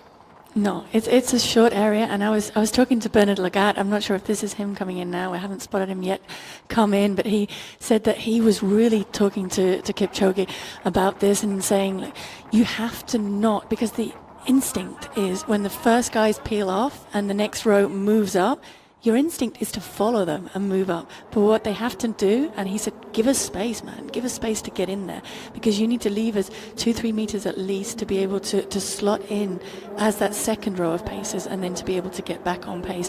And that's what they're doing really, really well, because the actual racers here today, the three guys, so now the two of them, have not practiced this with the pacers. The pacers have been drilled over and over again, but they didn't want to. They said, no, just tell us what's going to happen, so we're absolutely clear with what's going to happen, but we don't want to actually practice it running round. Why do you think that was, that the racers chose to say, we'll leave it for game day? I think it's prep. I think it's the fact that actually the day before and 2 days before the marathon, when the pacers have been drilling it so much, you don't really want to be running too much at race pace. You want to be resting as much as possible and saving every bit of energy for race day. As we are just under the 1 hour mark and at the 20 kilometer split. So yeah, 20 kilometers passed through there in 56:49, and the pace has slipped back a little bit from that 1:59.30 they were on earlier, but still predicted to go through on pace for breaking through that 2 hour barrier. And it looks to me, Paula, that Zerzhnay has had a couple of hard moments in this last lap. He drifted back one time, and you could say, well, maybe it was because they were going to change the pacers and he wanted to give them the room that you talked about. Then he drifted back again, and now he just seems to be having trouble holding on. Obviously, he's not getting the benefit of the pacers at this point. No, he's not. And I think that's the situation we talked about, when now he will get that draft of the second group of pacers come in to help him, but that's significant daylight there, and that's not intentional. So he may be able to pick up and come back from that, but it's very dangerous for him at this point in the race to be losing contact like that. As we saw Eliud looking firmly in that group of the lead pacers, and that's what you talked about, this second group here. Yeah, so that was the second group, a quick shot of them with Lalesa running, but some of those will now peel off, and they may split 3 and 3 and run a little bit with each of them as long as they both keep going. But what they had talked about yesterday was the fact that they would focus fully on the second guy at this point. We see Kipchoge. He is looking strong. Again, of the 8 marathons that he has run, he has won 7. And we'll have a look at his training process over the course of this last couple of years.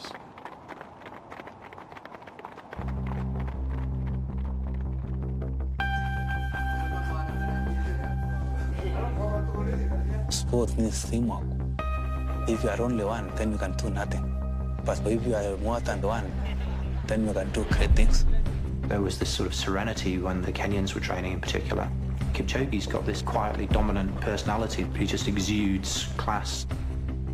Sports are pure profession. I'm treating it with total respect. 30.2, I think Eliud is a well-oiled machine. He's sharp. He knows exactly what he's doing. Very intelligent. He thinks a lot about the mind as well as the body, sort of preparing his mind to be able to run this fast. Running is thinking. We'll do 3 minutes here, okay?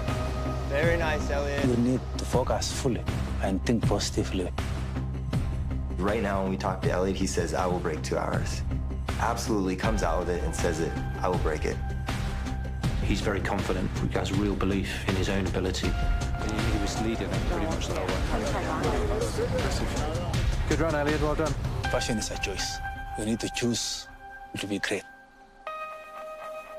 It's not a chance. It's a choice.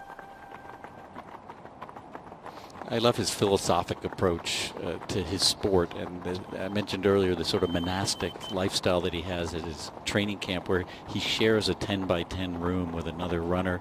He pulls up water by hand from a well. He washes his clothes in a bucket every day after he runs. He's not taking, he's not pretentious in any way. This is a man who's a multimillionaire based on his running, but he keeps true to what has gotten him there. And he records every workout over the last 14 years. Wow. I like that last quote of his, that he says it's a choice. And in the manner of how he lives, those are all choices, especially when the sport that you love has given you the opportunity to afford a lifestyle that goes away in the manner in which you grow up with. And last year when I was in Eton, that was something that struck me about a lot of the runners. They lived, even the most successful for the most part, lived in a very humble lifestyle to sort of stay in that focus. Yeah, and it's what works for them as well. It's the way that they've grown up, and the way that they know preparing enables them to go out and succeed in this. And it's a choice. But I think it's also a privilege for them to be able to get this opportunity to put everything into being able to accomplish the best that they can do and find out whether they can break through these barriers. I think for all of us that have been lucky enough to take part in athletics and to take part in the sport of running, it's a privilege to be able to get out there and do something that you love doing every day. And it is a passion for Eliud as well. He gets a lot back from running as much as he gives to the sport of it. But he has a huge talent. And I think that's the thing that really struck me watching him win the London Marathon in 2016 then. He absolutely has the potential to take down that world record officially, and he's almost sacrificed this to just see really what he's capable of with the whole support that he can put in today. And so he's fully committed to this because he really believes that he can be the first man to break through that barrier. You see, he is the lone of the three. It almost looks like he's running with a security detail at 13 miles an hour.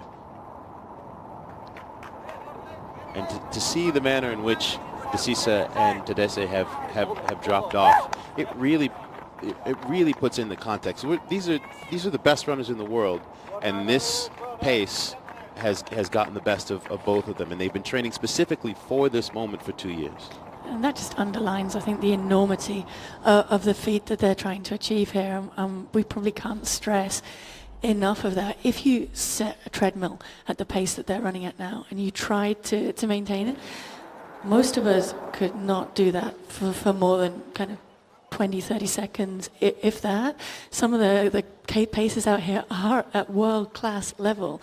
And they have had to train and really prepare. Bernard Lagat was really nervous about, am I going to be able to hit the pace, and am I going to be able to do it right out here today? So to be able to maintain it over the marathon, I mean, we're talking about the fact that Zezene and Elisa have dropped off this, but they've still gone through halfway in a pace that would win most major half marathons going on. Yeah, and I think you've said this a couple of times, and it can't be said enough, frankly, which is to do what they're setting out to achieve will take a special day. And Joan Benoit Samuelson said it, that it'll have to be a rare day for one of these athletes where everything clicks. At this point, the only one that seems to have that chance is Eliud Kipchoge. Yeah, discussing it with Joan last night as well, she also said that there's one quote about this, and that it's possible, but it's not probable. So they have to go and really look for that and really search for that possibility, because it is about everything just coming together on the day. And these guys are used to that. That happens every time you step to a start line. But this time, more than any time before in their careers, it really has to be perfect today.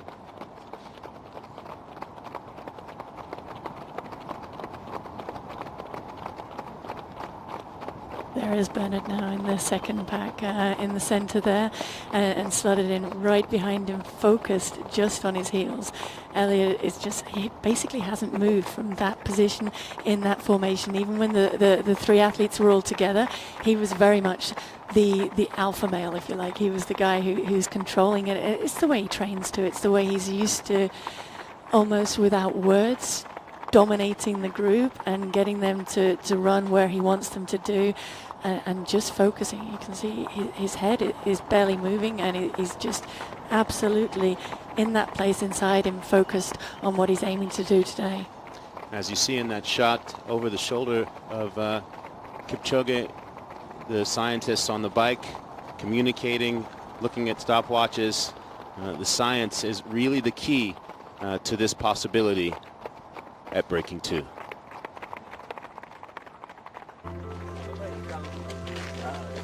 Hello. The sun was here and now it's gone. Elite athletes have a very good innate sense of their bodies. My goal is to tell them something they don't know. 67, 68, 69. What do I really have under the hood? That's the question. Should we tweak this? Should we change that? If we make this little change here, here's the difference in the expected outcome down the road.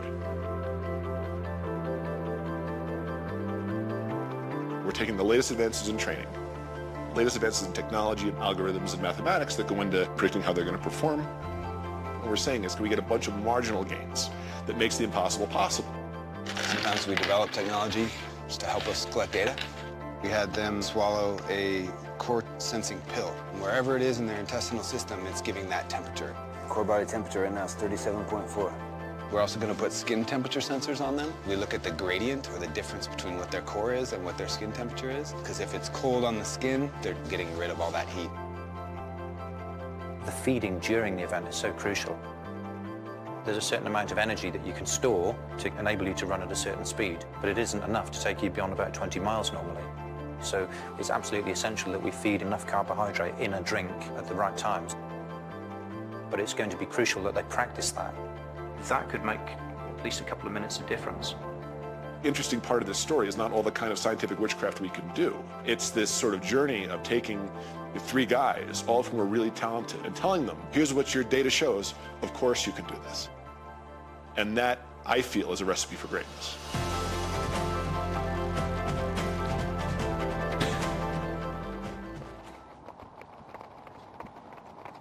You know, that was that team effort that we talked about, and people putting their heart and soul into trying to find every which way. The investigation that you've mentioned, went on for years, because you're talking about a 2.5% improvement to get that 2 minutes and 57 seconds that's needed. And no stone was left unturned. I love some of the stories about, they actually thought of creating a sort of marathon spike that people would wear. And gain an advantage in that regard, but once they put it on the athletes said, yeah, that doesn't work very well. 2 years of, I'm sure, all sorts of trial and error, trying to find what works. Biomechanics, the coaching, and even the science that we'll talk a little bit about later, but the science down to every single piece of garment that they're wearing. Yeah, so the garments that they're wearing, you've probably noticed that the three runners are wearing half tights, and a lot of the pacers are in the traditional slip shorts, split shorts that men will race in. And the reason behind that is the compression technology. So basically, when you run and you have the impact, the muscle oscillates, and as the muscle oscillates, that causes slight micro tears and slight micro fatigue. What the compression does is reduce and minimize that fatigue by basically holding the muscle tight around the quad and the hamstring, and they've been specifically engineered so that around the hips the compression is not as tight, to allow for more hip movement as you naturally would when you're running. They've got the wind reduction technology in the small spikes that you see, just to optimize aerodynamics there, and they're actually wearing it stuck to their lower legs as well, on the areas of the body that move the fastest through the air, to minimize that reduction there and that drag, and to hold also the vest off their chests to allow their body to dissipate that heat as efficiently as possible and not get heavy. Yeah, I mean, it was just an incredible team. 20 people working on the team that came up with lower weight apparel. Just talking about the apparel, it was fit to the specific athletes. The main interest was comfort. They didn't want any distraction. And they talked to the athletes. They listened to the voice of the athletes about all of these issues that you talk about, the fatigue, even the grip of the sock, how the sock fits to the foot and how the sock within the shoe fits to the shoe. That was all coordinated.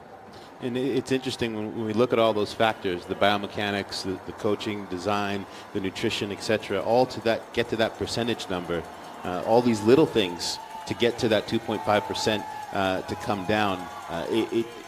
It's incredible, all these little factors to try and do what's before now been impossible. We're still impossible until it happens. Absolutely, and to tap in as well to what the athletes want. And I think that's the key factor we're talking about here. They actually went and said to a lot of elite marathon runners, what do you want from us in terms of the shoe? And the answer was probably not what they were expecting in the lab. So we talked about they were trying to develop towards a marathon spike, to a really minimalist shoe. And what they heard from the athletes is, we don't want to feel the concrete or the tarmac on our feet. We want to have that cushioning there, but we want it to be really light, and we want to have the responsiveness. And that's where they've gone with the shoe. It is with this carbon fiber plate buried within the foam, which basically absorbs all of that shock and allows the plate to return as much energy as possible without being too hard on the legs and causing the legs to feel dead. When we walked into our production meeting yesterday, and there was a pair of these Nike Zoom Vaporfly Elites on the table, and as soon as I first picked one up, you know when you expect something else in your hand, and it was so light, and it was so different than anything that I'd ever felt before. Even you could run fast in those. Yeah.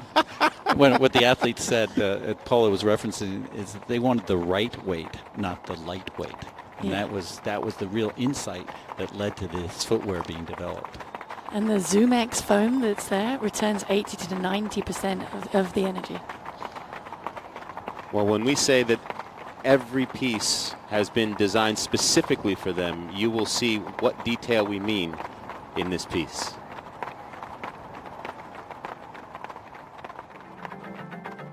The notion of us doing what we're doing is a completely audacious idea, and that was so inspiring for our design team from the get-go, not only functionally but aesthetically. You want zero distractions for the athlete. You want the athletes to be able to run and not think about their footwear. You don't want their feet to hurt, you don't want laces to come untied, and the number one thing is comfort and fit.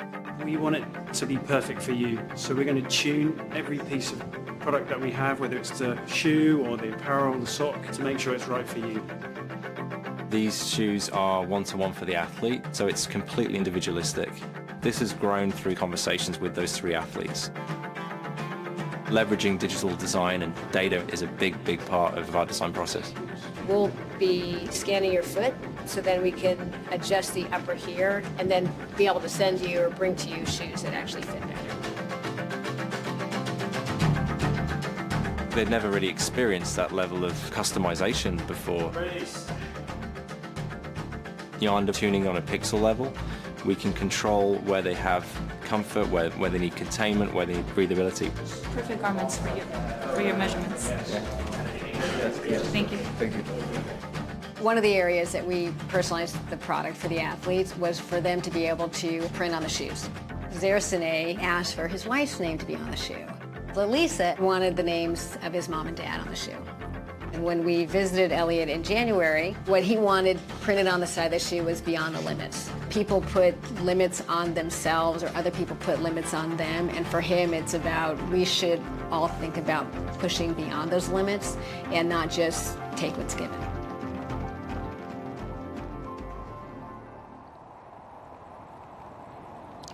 As we see Eliud Kipchoge still in the hunt of being beyond the limit in this lead group. And when we talk about this track being here at Monza, and you think about a Formula One team or a race team, it's all about the details. And they're trying to get these lower coefficients to just get just some little thousandth of a second less time when they're engineering the vehicles. And to see that being applied to an athlete in this level with the shoes and the clothing, incredible. You know, no better expert than Kevin Hart said that the footwear looks like a spaceship for your feet. And it's totally true, and these guys have as much behind them as it's possible to have at this day today in terms of the technology and everything like that. And absolutely, it's moved on hugely from where we were even 10, 20 years ago in marathoning and in road running. But let's not forget, this is about the human inside there as well. And as much, the shoes are not going to break this barrier on their own. It's all about the athlete trying to do it. It's all about Eliud Kipchoge and that mindset of, until I try, I don't know where my limit's going to lie. And unless I really go for it and I really stretch, I can't fail by finding that I can't do it. I just find that it's going to take me a little bit longer to get there.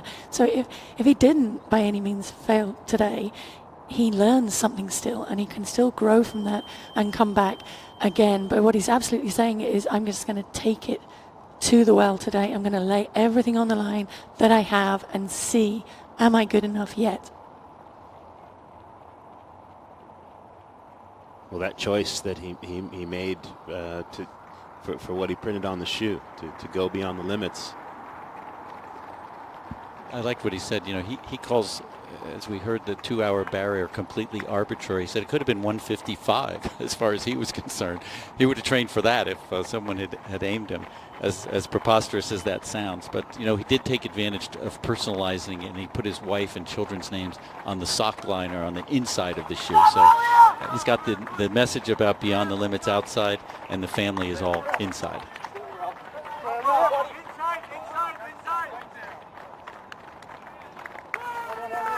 We get a really incredible glimpse here of this transition.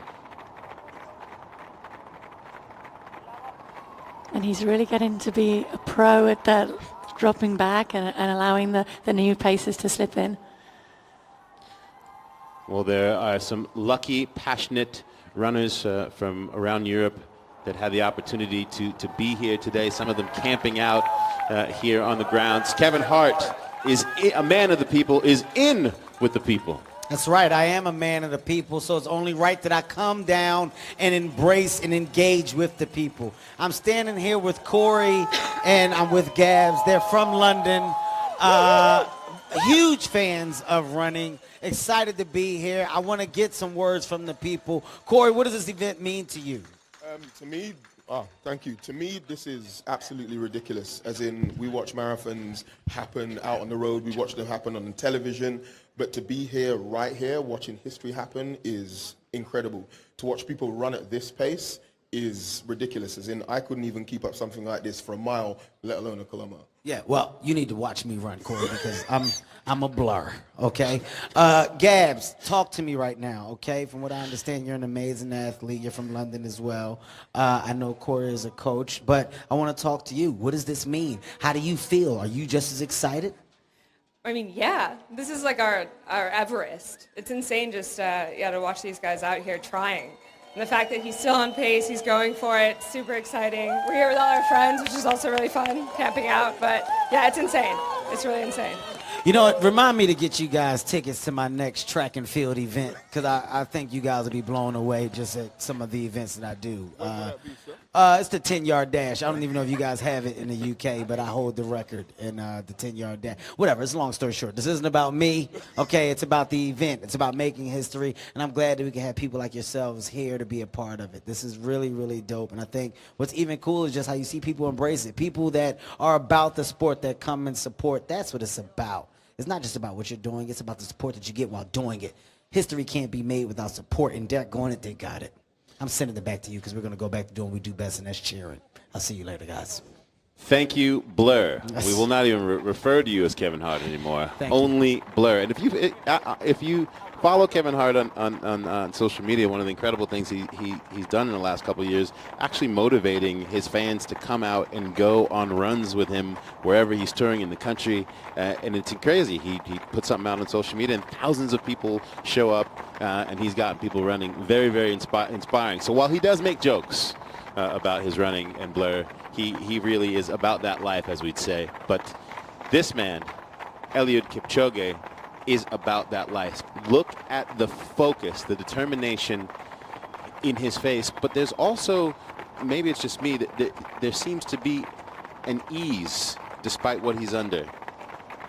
Yeah, I mean, he is the master at keeping as much of his body relaxed as possible, and that sounds like a bit of an oxymoron. How can you be relaxed when I need all my muscles to be firing at the right time? But all of his facial muscles, there's zero effort going on there, zero wastage of energy. He's very efficient in the parts of his body that he can really kind of turn off, and focusing on the parts that need to be functioning. A quick update on the pace. They went through the 25 kilometers in 1 hour 11:03, which is projected marginally now under that 2-hour barrier.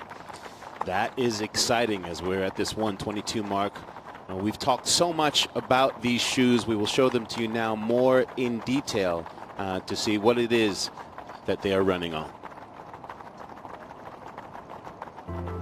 The origin of the footwear goes back 3 to 4 years. Early on, we went down the path of pursuing the ultimate lightweight racing flat. That was the conventional thinking in marathon footwear. I'd like for you to try this on and see how it fits. We pivoted after speaking to the athlete and hearing that concrete really hurts. And if there was any way that we could cushion them from the ground, that would be a big win, but not do it with a weight implication. And we started to create the product that you see today, which is a big shift from marathon shoes of the past. The shoe that you've been running in, do you like how soft it is? Foam is special because it's ultra lightweight and it's ultra resilient. So you get better cushioning, better protection from the ground, but still have the overall shoe be really light. And then we have this plate as well with a very unique geometry. It's really a strong material, it's a carbon fiber, and so it provides added propulsion. It's actually the system of this and the foam coming together that delivers the magic. In the process, we were exploring some aerodynamic insights, and what we found was that if you elongate the shoe, you can actually reduce drag. And that's what led to this elongated heel shape. I can say it's good, but I need comparison. So if you could try these on and just run around a little bit. So what we believe we've delivered here is the optimal weight to cushioning to responsiveness relationship. It was super special for me to be here in Monza and see Eliud cross the line in the marathon test in the shoe. It's emotional. It's amazing to see that, you know. We've been working tirelessly for the last 3 years on this, and to see it come to life and be used by somebody of that caliber in an event that's this audacious, I mean, it's a dream for a designer.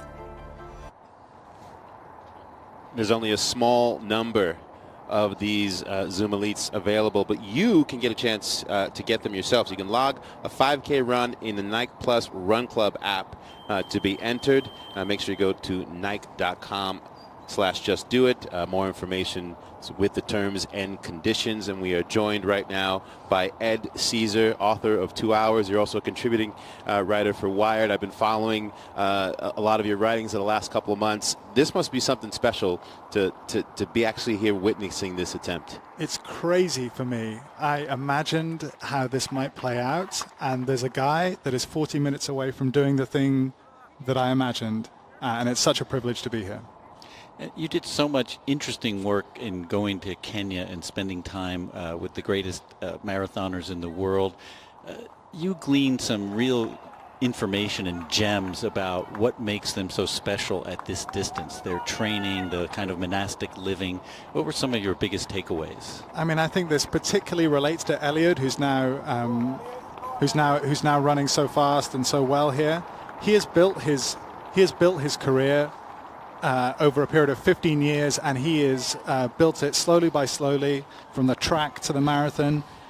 They really build on solid foundations. There's nothing special. It's just hard work. Well, you mentioned coming from the track, and one of the stats that really jumps out at me is that he's run a 350 mile in his career. In fact, his personal best in the mile is faster than the personal best of Matthew Centrowitz, the American who won the 1,500 meters at the Olympics in Rio. So that kind of speed is unprecedented for a marathon. Yeah, and you see it, in the final stages of the London Marathon, in the final stages of big city races, he can really shift. I mean, what we saw in London when he was cruising down the mile just before the finishing line was electrifying, as anyone who loves any kind of sport, to see an athlete like that.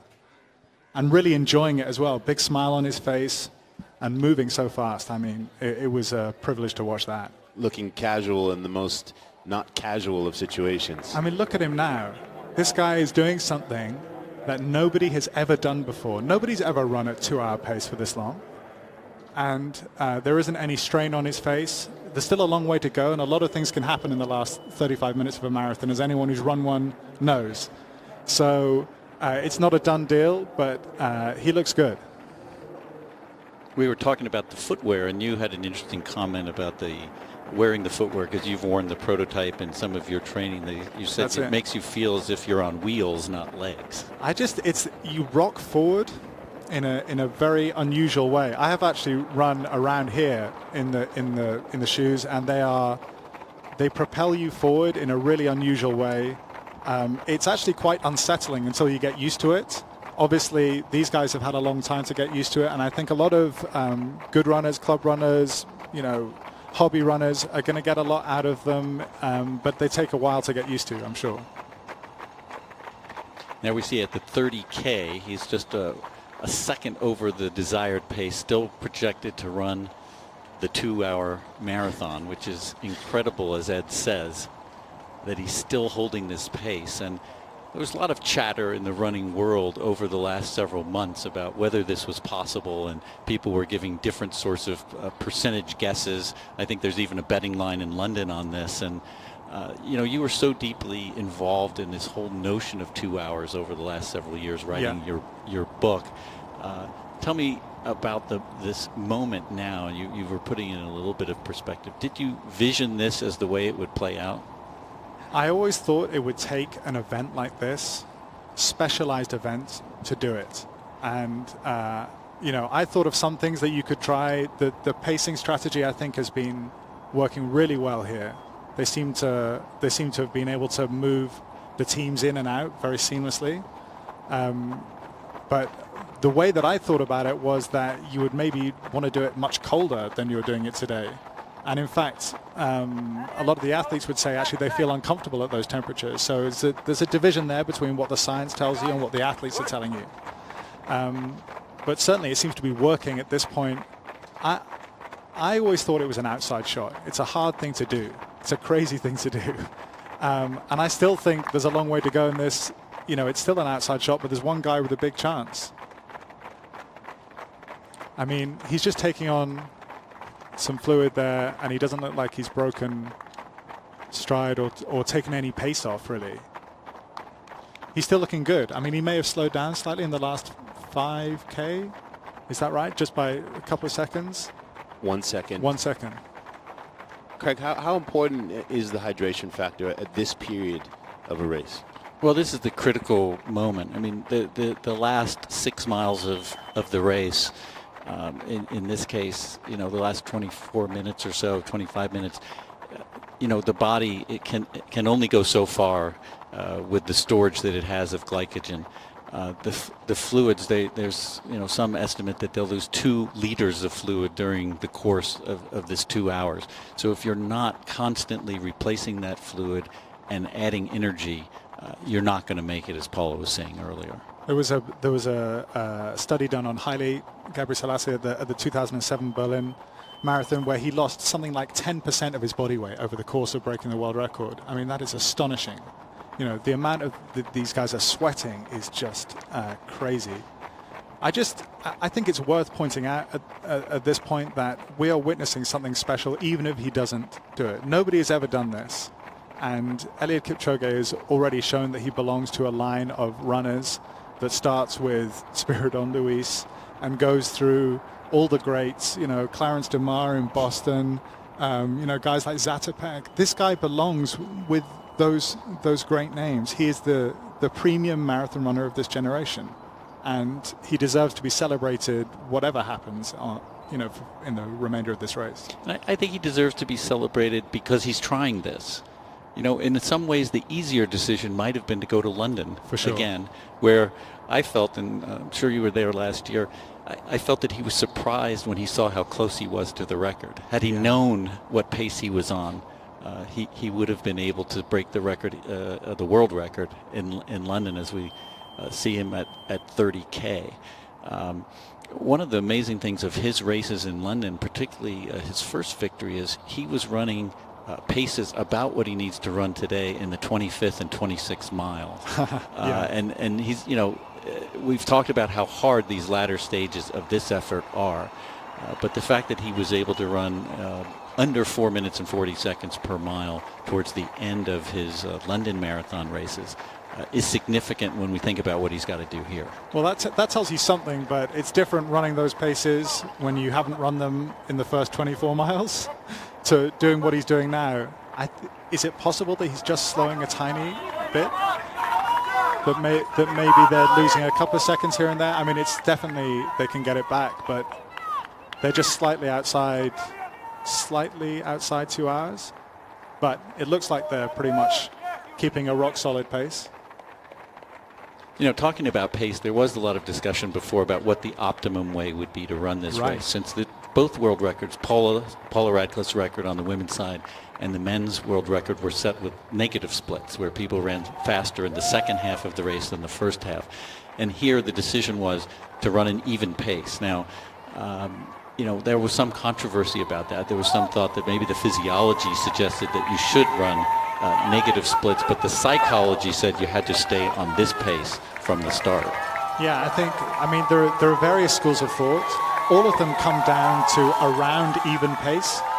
So you can be slightly negative or slightly positive, but you're going to come down to around even pace. Otherwise, it's impossible to do it.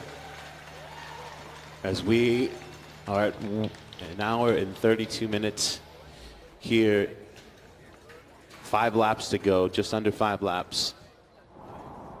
What are the factors here in this last stretch of the race? What can go wrong? Everything. Everything. Everything can go wrong now. Yeah. The wheels can come completely off, to take the metaphor that Ed had used in describing the shoes as feeling like wheels. This is the toughest part of any marathon. I don't care who you are. You mentioned your own experience, and he's left no room for himself. Right? He's put it out there on the line. He's run the pace that he was asked to run. And he's in completely uncharted territory, as Ed said. No one has any idea what it feels like to be at this point. Now, he does have one data point, which is when they ran a bit of a test run here, and he ran a 59:17 half marathon. Afterwards, they said, how did it feel? He said, I was running 60% effort. Well, if 60% effort got him to 59:17, maybe he can be at this point of the race and still be feeling pretty good. I don't know. He looks good, right? He looks strong. And his face hasn't lied the entire time. Ed, thank you so much for joining us. Hopefully we will be toasting history, and we'll take another look here at what we've been talking about, this importance of this last 7 kilometers. The marathon is 42 kilometers. And the last 7 kilometers are extremely difficult. The body has undergone pounding on the joints, pounding on the legs, and the mind just wanders. I don't want to do this anymore. I don't really want to complete this marathon. That's really when the energy that's stored within inside your muscles is gone away. So that's why if people don't take on nutrition throughout the race, they get to that point and they've just got nothing left. To use a running term, they'll bonk. You have to pump your arms, you have to move your torso. You're just doing everything you can to keep one foot hitting in front of the other. Your body's screaming stop, your head's screaming stop, your mind's screaming stop, everything's telling you to stop. The mind will take over and say, body, you must keep going. I'm gonna venture over the wall, see what happens, and I'm gonna go for it. As we are joined now by Alex Hutchinson from Runner's World. And Alex, as Ed Caesar just pointed out, in this moment right now, at this mark, we are in uncharted waters. Yeah, every step they're taking now, this is the fastest a human has ever run. So it's pretty cool at this point. You've thought a lot about the science of this. You've written about it. Tell us exactly what's going on with him now. What's his body feeling and what's his mind thinking? Yeah, this is the area where the physical challenges of the marathon become unique. So even though we're a little bit chilly standing here, he's probably heating up. He's an engine. He's an engine running hot. His fuel, even though he's been drinking every few kilometers, his fuel stores are running low, and his leg muscles are getting damaged. And this is one of the factors where maybe the shoes are going to help him avoid some of that damage. But mentally too. I mean, if you play a video game for 2 hours, you'll be exhausted. These guys are trying to, or Elliot at this point in particular, is trying to keep his finger in that candle flame for a very long time. How much did his training help him get to this moment? Because I know that he's run 40 kilometers on a regular basis at 7,000 feet, 2,500 meters of altitude at times. Running around 2:23 marathon pace. Does that specific training get you ready for this moment? Yeah, there's no substitute for feeling the specific pain you're going to feel. You can't fake it. So you can't protect yourself from muscle damage unless you've experienced that muscle damage. That repeated bout effect means that if you've experienced it once, it won't be as bad the next time. And mentally too, if you haven't been there, you won't be ready for the punches that the marathon's going to throw at you. We saw earlier in the piece that on Eliud Kipchoge, he talked about how much this is mental. For him, it starts in that mental space more than it is physically. And how much does that really come into play in this type of a moment? Yeah, I think it's been really fascinating to hear Eliud's comments over the last few months saying that it's really about belief, that he chooses to believe that he can do it. And, I think scientists are learning these days the role that mental fatigue and motivation can play. So he's clearly very strong in the mind. And if you sit and talk to him, there's this aura of confidence and calmness that it's not a put on. He believes he can do it, and that's going to be crucial over the next 20 minutes. It's funny you use the word aura. The first time I met him, there was this sense about him that there was a charisma about him as an athlete. It was just prior to his victory in Rio. And, calm is the word that I would use in the face of what was going to be a very challenging marathon in the heat of Rio. Here, of course, a different sort of challenge, and we see him trying to hold on to the pacers. Yeah, it looks like we're getting to the real crunch time. And as for that aura, it's really interesting to wonder, which came first? Does winning the Olympics give you that calmness that you can do anything, or do you have to have that before you can even get to that stage? As we see, they're almost lapping Elisa. with 4 laps to go. And you know what I identified as maybe him slipping back really was him giving space for the pacers to come in, and he's really become an expert at facilitating the pacing strategy, making room for those pacers to come in and then getting right in the key zone so that he can get the best draft off of the pacers. And I'm really impressed with how well the pacers are sticking together. They've run each section. They've kept in a perfect arrowhead, and that's something that wasn't so well executed back at the rehearsal in March. So the pacers are doing their job, and now it's up to Elliott. And that was a learning from that practice, and that's one reason the group came to Monza, to sort of pick up that learning. And we talked about earlier that while there is pacing in some of the major city marathons, a lot of times it falls apart. It doesn't provide the shield from the wind that the runners would like. I'm interested in his training, because the continuity that he's had with the same coach, Patrick Sang, through his entire career, and the philosophy that they have, which they call progressing slowly by slowly, really struck me that they're very, very conscious about taking rest days, and that you can't run at your maximum every day. In fact, you should never run at your 100% maximum in training. Yeah, I mean, obviously we've heard so much about how on their easy days they go easy, but even on the hard days, Elliott is one of those guys who always has another gear, and I think that's a real differentiator, that he's not racing his workouts. He's using his workouts as a way of getting faster, and when his coach tells him run this fast, that's how fast he runs. He doesn't view it as a challenge to see if he can go faster.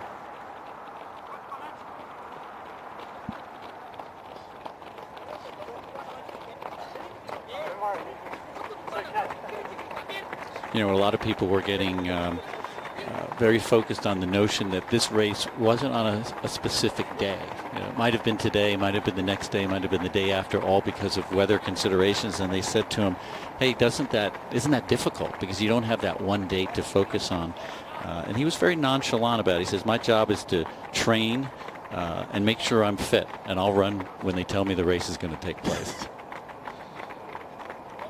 Yeah, he's been very trusting in the process. Throughout, any of the details you ask him, he says, look, I know what my job is, and I know what their job is, and I'll do my job. With under 20 minutes or so to go to possibly witness history, what would this mean for running in the world, this moment? Yeah, I think we're gonna find that out when it happens, because there's so much. I think there's been very few people who really believed it would happen, and here we are 20 minutes out, and it's within range, and I think people are going to be processing it for a long time, trying to understand what just happened, if it does in fact happen, and how does that translate into other major marathons? Will there be learnings from this that they can take and say, you know what? We're going to start having an arrowhead pacing formation, or we're going to change our start time, or we're going to take something from this to try and go faster. And we mentioned the Bannister analogy earlier. You know, after Roger Bannister ran sub 4 minutes, it was only a matter of days before someone else did it. And of course, over time, many people have done it. Literally over 2,000 people have done it. So it was Galen Rupp who said it just takes one time to give the world the belief that it can be done.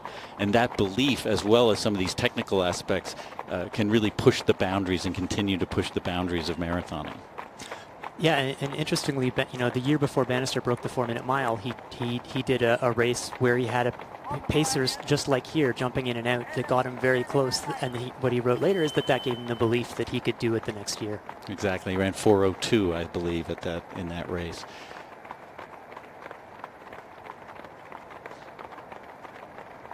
You know, there have been analogies to the moonshot. People have used that, or trip to Mars, and I think talking about the product, that what people don't remember about going to the moon was it did all sorts of things in a variety of fields, right? It accelerated the development of the semiconductor. It miniaturized computers.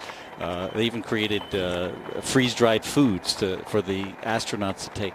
And I think this attempt, to the point you were making earlier, has done the same thing. It's accelerated the development of apparel, of footwear, of some of the thoughts about how to run faster, whether it be the pacing strategies or other things. So regardless of what happens in the next 16 minutes or so, those are there to stay. Those developments are there to stay. Yeah, and I think there's been a lot of people have had dreams about this kind of thing, that going back to the early 90s when people started talking about could someone run a sub 2 hour marathon, and here's some of the things you could do. This is the chance to see the ground truth. This is to find out, do these things help enough? Of course, you know, the other question will be how much of it is that Eliud Kipchoge is just a once in a lifetime. Are we witnessing something that no one will be able to do for another generation, or are there some other things that other people will be able to follow? This is truly incredible. From where we started in the dark this morning, there was some light drizzle. There was some fear that perhaps some rain would make its way north. That didn't happen. We've seen this incredible pace, and we are on the brink of history in seeing this 2 hour mark broken, the fastest marathon ever run. Mr. Hutchinson, thank you so much for joining us. Hopefully we will too be celebrating with you shortly, and we will throw it down to Kevin Hart. Oh, you know, I'm sitting here and I'm in awe. I'm in awe at what I'm seeing. I'm in awe at the fact that history is about to be made. I mean, ladies and gentlemen, I don't even see if you guys, if you're not looking at the time, look at the time. It looks like this will be done. I mean, yeah, you should make noise. Noise should be made. I want us to really understand why this is happening. It's because I'm here. My essence is in the air, and I have put that essence on this track. In return, they are taking that essence and pushing themselves to the limit. What I'm saying is that Kevin Hart makes everybody better, okay? So you over there, I'm throwing all you guys some of this Kevin Hart. You take it. You take it, and I want y'all to throw that Kevin Hart that I just threw y'all, and you throw it on the track. Let's push these men to greatness today. We are pushing them to greatness. We are here, and we are breaking too. It is unbelievable. We're coming down to the finishing marks. Stay with me. I'm excited. You get excited. I'm throwing it back to you, because I'm watching history right now. Let's go! Oh, my God, that car's going fast. Oh. Yeah! Let's go! I think that he felt the essence of Blur. I saw Kipchoge take that from you, Kevin Hart. As we have 2 laps to go, we are joined now by Shalane Flanagan, 4-time Olympian. Shalane, what's it been like for you witnessing this as we get closer and closer to this being reality? I have chills, and not because it's chilly outside. I am just so inspired right now. I have butterflies in my stomach. I am just sending all my energy to Eliud and the Pacers to execute right now. I can't believe I'm here. I feel very lucky and very fortunate to be here to witness this today. Well, it is amazing history no matter what, right? He's currently projected to run just over 2 hours. 2 hours and 10 seconds at the moment. There have been some moments where it looked like he was having a little trouble hanging on. You were down at trackside, I think. Have you gotten any sense of his rhythm and how he's hanging in there with the Pacers? So from my perspective, in general, he has just looked in that zen flow of state. I have seen a little bit of wincing. I couldn't tell if it was smiling, but I think it was a little bit of wincing, unfortunately. His body language, though, from the start, and even now, even just falling off just a little bit, his body language is that of just having still a lot of control. When we had Ed Caesar up here earlier, he made a good point. He said, no matter what happens, even if we don't see this 2 hour mark broken, this has never happened before. This opens the door to what is truly possible. Yeah, with each step that he's taking, he is breaking history, which is phenomenal to think about as an athlete. I hope he's appreciating right now. I know he's probably having to rally mentally. He's going to that place. He may have a personal mantra today to get him through the rough patches. I know I do when I have marathons that I'm preparing for. I have my go-to little sayings to kind of get me through these rough patches. But with each step and each moment, he is making history regardless. Well, we talk about putting it in perspective, and we talked about it earlier, that to go from 2:06 to 2:02:57, took about 16 years. So if you just project that forward, and that world record was set in 2014, it would have taken to 2030 to get under 2 hours and to break this barrier. Runner's World did a study. They crunched the numbers, and they estimated, they looked at 10,000 marathon performances, that it would take until 2075 to break 2 hours. And so the fact that he's close, he's so close right now to that 2 hour barrier, it just sort of opens the mind of human potential.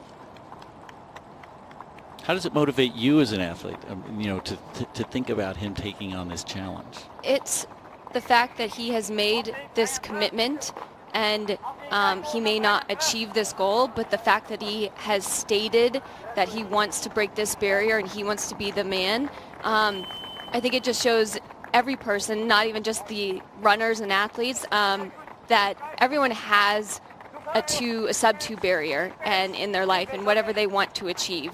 And so I think this inspires people to think, what is my sub-2? And how can I start to dream and think bigger than I thought was possible? So he's going to inspire millions of people today.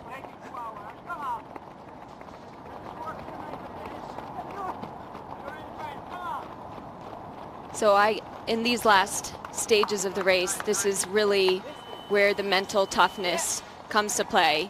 I think right now, knowing that he's the last athlete is really tough. To not have, the competitors around him, he's just locked into the pacers. This is the toughest part mentally. And when you think about the fact that they really prepared for this together, and they've been on this journey together for the last couple of years, as much as he wants to be the one to win, he is also running for them. He is. He wants to be the guy. He wants to. There's a lot of people, when athletes step to the line, that support them. And I think in these moments, they are thinking about the people that have helped them get to this point. And they're drawing the energy and trying to exhibit, this is giving thanks to the people that have helped them. What about the job that this pacing team has done today, which has just been seamless, and they look to have just put their all out there? Yeah, they've delivered and over-delivered. The system needed to be perfected, and that's why the test run taught people a lot about how to make it run. The fact that these runners disrupted their racing calendars to come here and be part of this effort, I think, speaks to how the running community and elite runners feel about the importance of this effort. Who's to say that one of the runners in the pacing group might one day be chasing the 2 hour barrier themselves?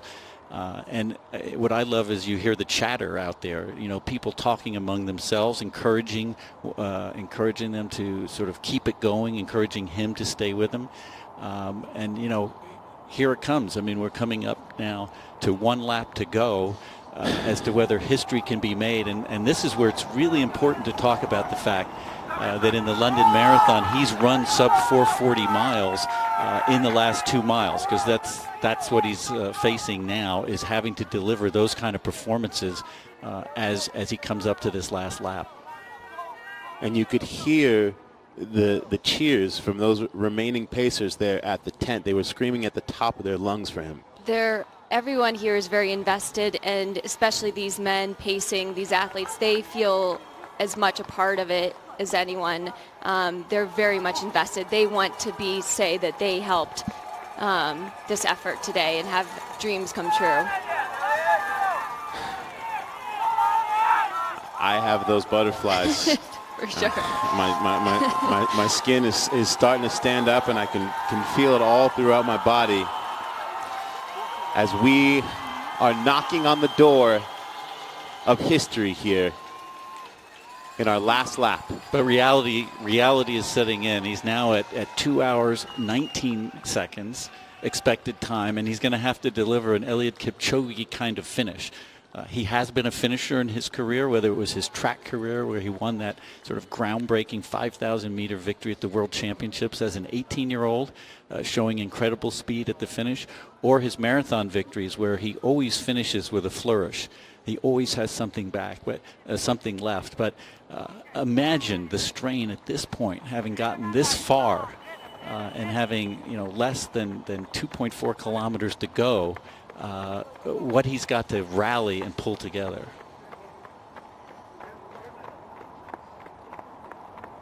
As you see here, he still looks very collected, but every now and then you see a little bit of a wince, and I'm wondering if he's feeling like he can pull together a big last effort in the last lap here.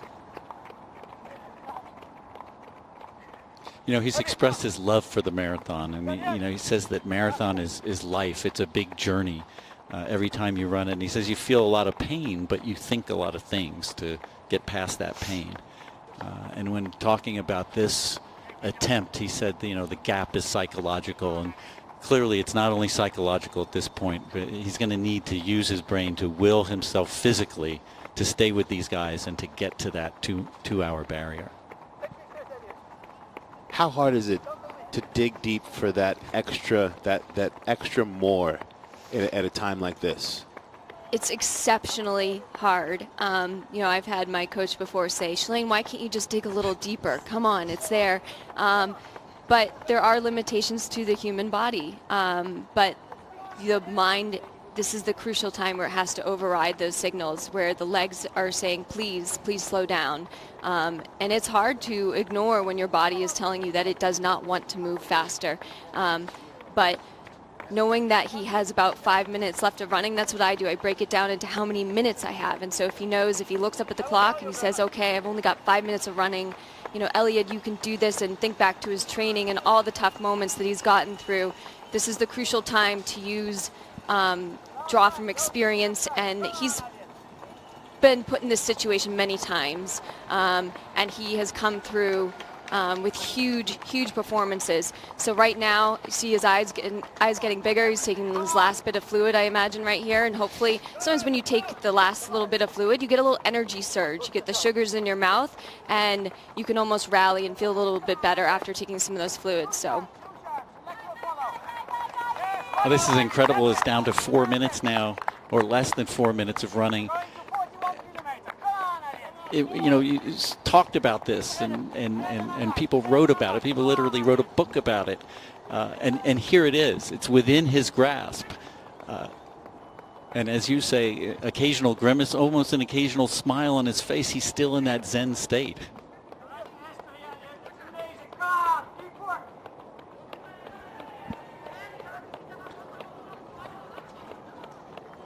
I wondered if the fact that it was not competitive would make a difference. This guy, among everything else that he is as a great athlete, is a fantastic competitor.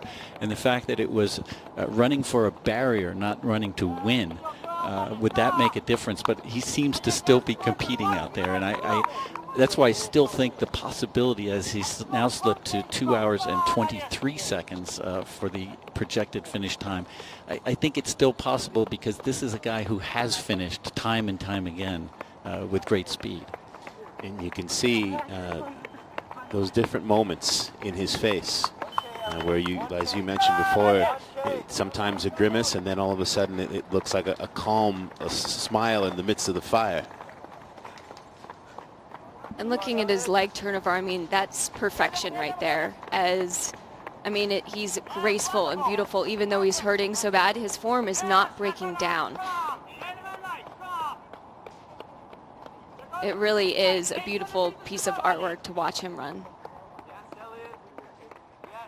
You can see the Pacers turning around, cheering him on, very much invested in this.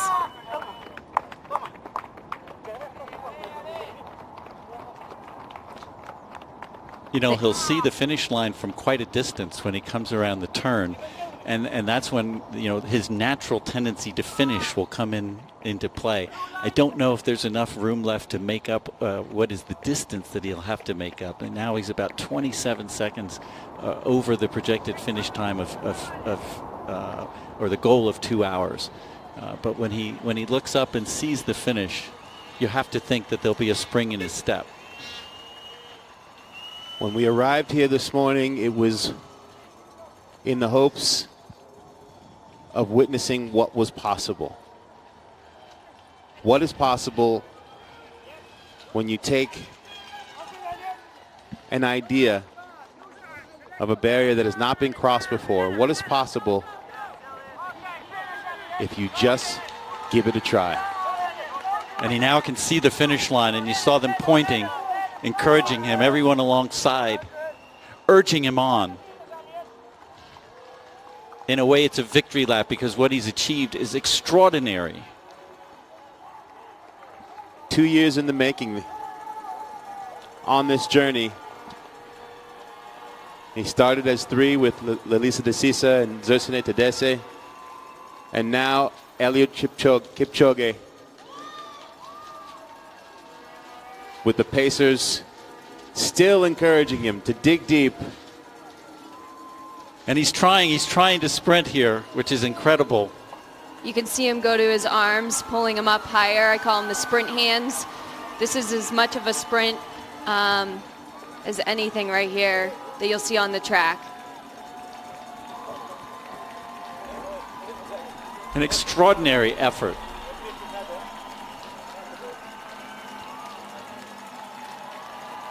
He still looks so incredible. I can't even fathom right now.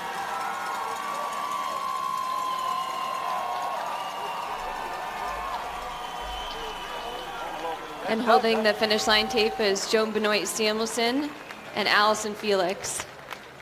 Both of them barrier breakers in their own right. Yes. And there's the smile. And he's still jogging.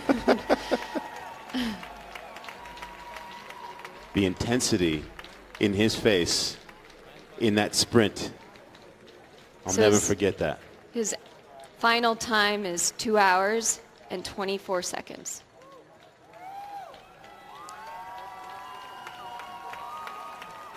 Today we found out what else is possible. Yeah, the official world record, 2:02:57. This will not count for record purposes, but what it did do was show humans what is possible in this event. And this man did something incredible that will last forever. Well, I'm inspired to go run today. I don't know about you guys, but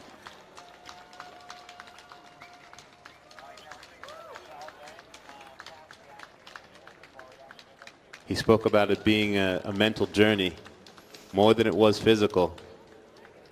And in all those pieces we watched,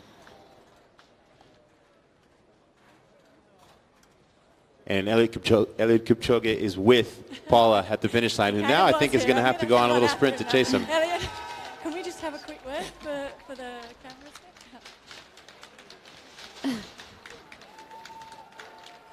So, I mean, obviously, you just want to thank the guys for part of the team that has really been around you here today. But I just want you, if you can, because I know what that's taken out of you, to try and put into words, because the world has only just learned about the target that you've been working towards for 2 years. And you really laid everything on the line there, and you broke some huge barriers. I mean, you smashed the world record. So you have to believe going forward now that you can go and officially do that. 2 hours 25. Are you already thinking about that 25 seconds and where you can make that up next time? Thank you. Thank you all the pacers who have actually give out their energy and their minds to help me to go all through this journey of 2 kilometers. But sorry. The second which is above, actually, I can say, I hope next time I can say it's possible for a human to run under 2 hour mark. But I was aiming to run 1:59, but I'm happy to have run 2 hours in marathon. Yes. It's a phenomenal achievement and a very inspiring performance. We saw a lot of you on the screen, and we could see the screen, if you like, of your face, but behind that, the emotions going through your head. Can you try and put into words how you felt on the last lap when you could see the time ahead of you and what you were aiming for? My mind fully was under 2 hours, but in the last 2 laps, I was a little bit 10 seconds behind the schedule. And the last lap, I was also a little bit behind the schedule, and a lot was running out of my mind, this journey has been good. It has been hard. It has taken actually 7 good months of preparation, of dedication, and of everything. But I'm happy to have done that, and I think this is history in matters of sport. Yes. No, I think you've made history today, and you've inspired so many of us, and we've seen a glimpse of what is possible. So back to you in the studio. Thank you. Craig, one of my favorite things I heard that he said was when he was talking about the Pacers, he said, "Thank you for lending me your bodies and your minds." Yeah, you know, we can't emphasize enough. We've talked about it many times today that this was a team effort. It started from his own team, his coach, who's been with him since literally he was a boy, his training partners, and then the group that became part of his family, the other runners, and the scientists who worked with him and guided him, and he listened so carefully to. As we look at him with Sandy Bodecker, who started the race and visioned in many ways this attempt. And pointing out the tattoo. You know, this is what makes it special. I think it's what makes the sport special. It's a global community, and Paul has said it really well that the whole world was behind this and supporting this and wanting to see what was possible. As we see Zersonet Tadesse, who hung in there. That initial group stayed together for a long time. And he's going to run his personal best by a few minutes. So I think the strategy of training specifically for this, of the fluid intake, which had been a problem for him in some of his marathon attempts, he didn't do what he wanted to do, which was be side by side with Eliud Kipchoge, but he's going to come away with a personal best at this distance. I think having prepared for this event will only elevate his marathoning career for the future. I think these athletes learned an incredible amount of information and information about themselves and what's possible. And I think Zersonet had some of the most to learn. And I think from here forward, you're going to see just better and better marathons. Well, as you said, to be able to, under these circumstances, run his personal best, that's a huge takeaway moving forward.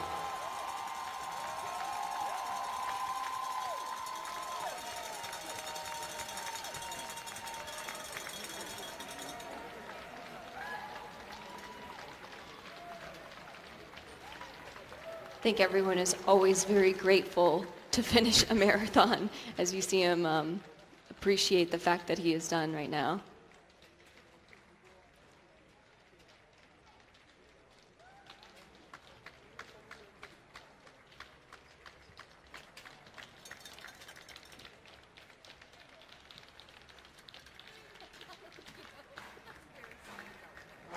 A moment with the scientists who he's come to know over time, and he's embraced their advice, and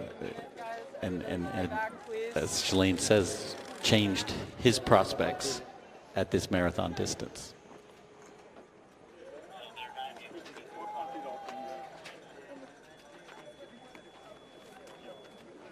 Yeah, you talked about that buy-in for someone who, for fluid was something that he didn't even think about really as being important. As we see Lalisa Desisa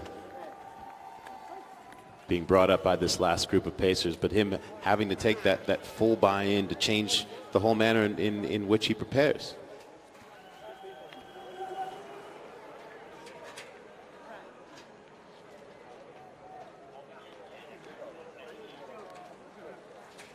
With all the questions that we had as to how the pacing system would work and the in and outs of the switches, there wasn't one moment in which it did not go perfectly smoothly as executed.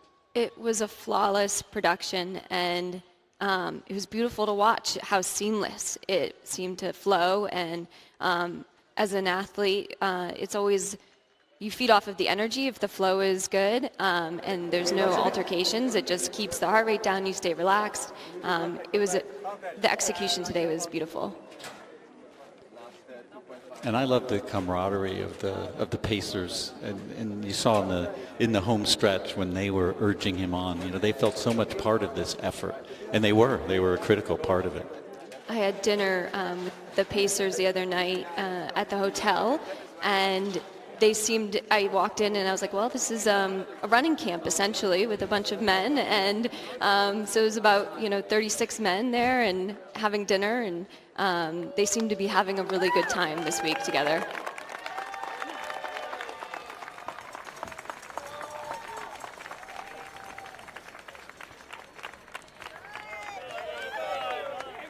And what a moment it is for Kipchoge, and also a lot of these fans who came from around Europe to have a chance at witnessing this moment.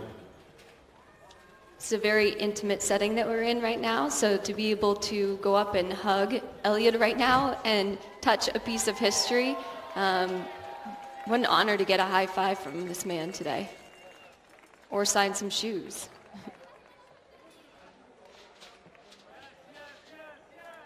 Those shoes are going to have to get a security detail. I think he's writing Beyond Limits on it.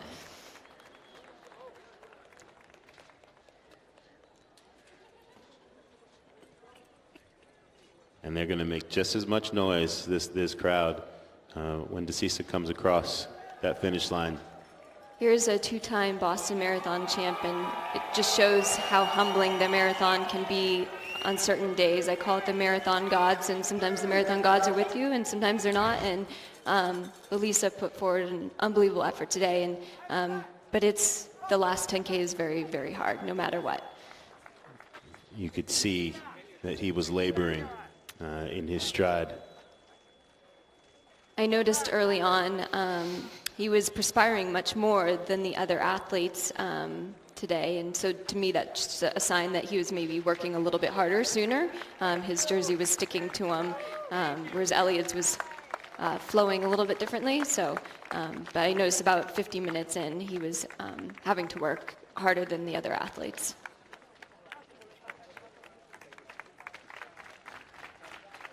And when those running gods do come for you in the middle of the race, and you know that it's going to be a long struggle, what is that like when you have to sort of yield to it and there's nothing mentally left that you can do to get past that? It's a very tough position to be in. I have been in it, and I think I just focus on, just focusing on each step forward and forward momentum, and looking forward to maybe something as simple as my next fluid station, something to get excited about. And I think about the people who have helped me get here, and sometimes the day is just about finishing. That's just how the nature of the sport is, and this distance, it's very humbling.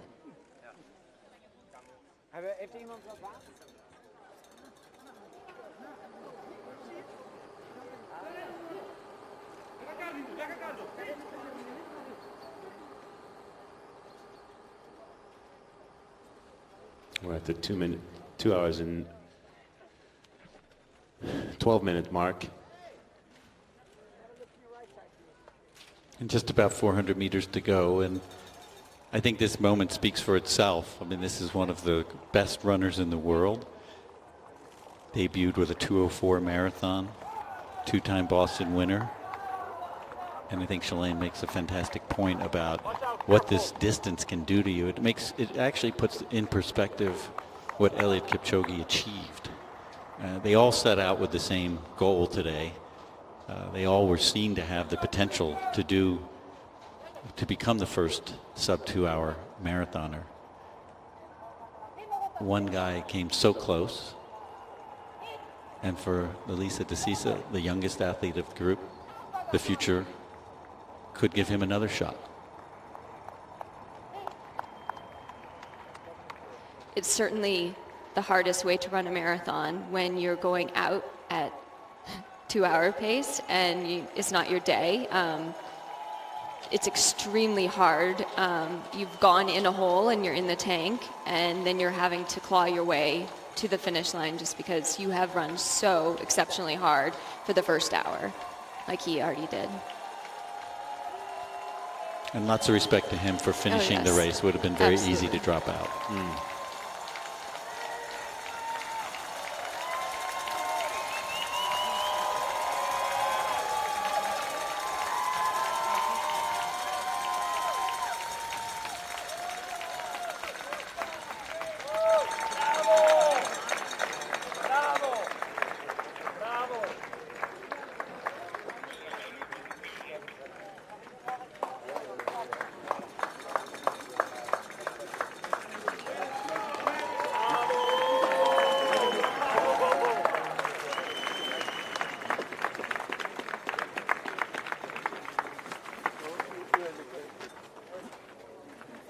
think we're going to see some really big things from Lalisa in the future here. I think there's a lot that he's learned from the scientists and from this training, and he's the future.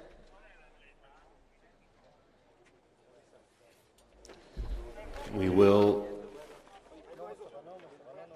allow the athletes to gather themselves and get some recovery, and then we will have a actual award ceremony for today, and we will recap this race. And what an incredible morning that it's been. It's been an honor to be here with you guys and witness this, and to think that we were out here in the dark and there was all this energy of the unknown at about 4:30 this morning, and to come so close to knocking on that door of the breaking two, but now to really find out that there's a whole lot more that is possible. So my question is, will this opportunity exist again? That's what I want to know as a fan of the sport. I want to see another attempt. I know it's probably too soon, but this was so inspiring and so incredible, and I feel like you can taste the sub-2, and today shows that we're very, very close. So I'm curious to see what will happen in the future.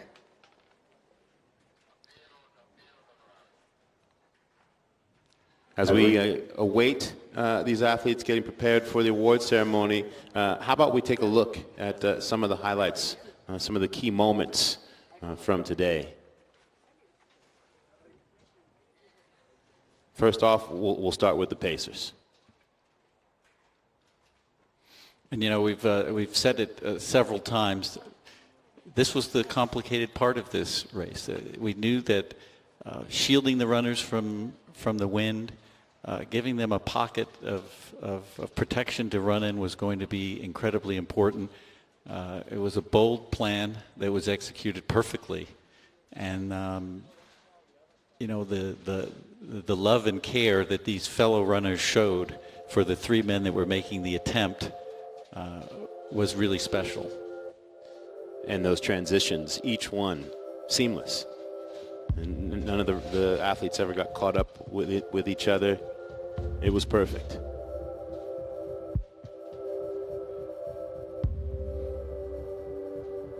It's a perfect position and place to be tucked in right behind. You're getting the energy off of the other athletes, and it's very motivating and inspiring to feel that energy and that flow. And here you see waving them on, encouragement throughout the entire race. Keeping the moment light even in the greatest moment of struggle towards the end of the race. And you know, he did pick the pace up over the last part. How he managed to do that, I don't know, given how his legs must have been screaming.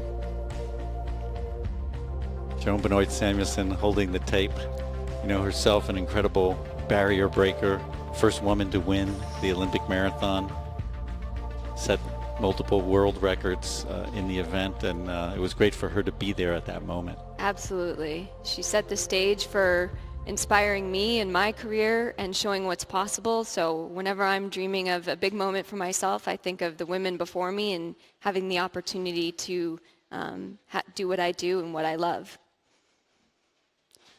What's your takeaway for you? I know you said you're excited to go and run today, but moving forward, what's your takeaway competitively? Not having my own mental barriers and trying to dream really big dreams and not putting any limitations on myself and what I'm capable of.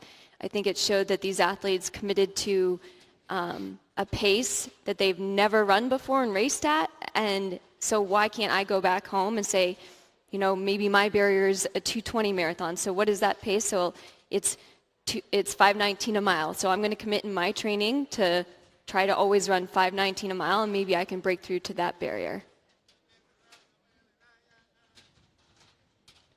Well, and several people said it, you know, that this translates to all runners, and in fact all people. That's what barrier breaking does. And you know, we talked about some of the great barriers in the history of running, and one of the early pieces talked about other great barriers, 500 home runs, for example, or 100 points in a basketball game. Those are out there. And someone having achieved those in the case of baseball many times, or in the case of 100 points in basketball only one time, but it's still there. It gives people something to shoot for, and that's a lesson for life. In the sports that I've had the privilege of coming from in my career in snowboarding and skateboarding and surfing, there's a lot of these moments that have never been done. And when an athlete's had to work so hard for a trick that people have thought is impossible, like Tony Hawk's 900 or Travis Pastrana when he did the double backflip, those moments shifted and changed the entire sport and made it possible for people to add on to that and do more. They were never the type of moments where they were one and done. It literally opened the way for people to really find out what's possible. I feel the same kind of moment in right now as in getting to witness those. So right now, we talk about the body being depleted at this finish line. What do you need to do to get rehydrated? Well, they did a great job of hydrating while they were on the course. They got fluids more frequently than in a major marathon.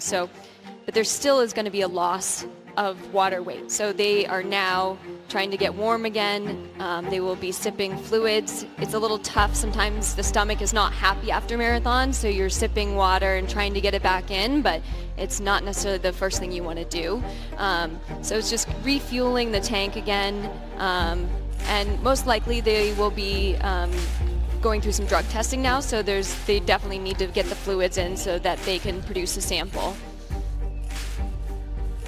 Well, we talk about the contributions that this effort makes. You know, one of them will be in the fact that these fluids were personalized. They studied the athletes. I know Paula was talking about it. They put them in controlled conditions, running on a treadmill in certain humidity. They would try to mimic this. They saw what kind of body weight they would lose through fluids. And there we see, Craig, the Pacers making their way across the finish line, all of them. That Giving is the chair incredible. to Kipchoge. And that's the brotherhood we talked about.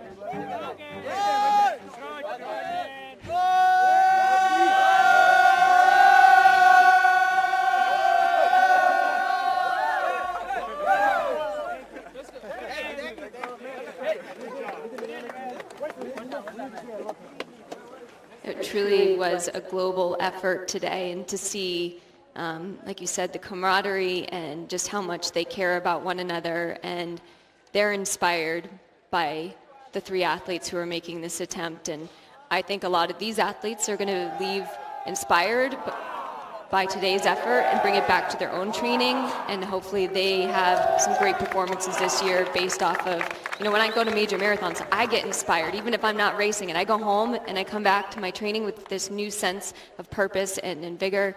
And I believe the athletes here today that help pace will, I think, step up their game in their training.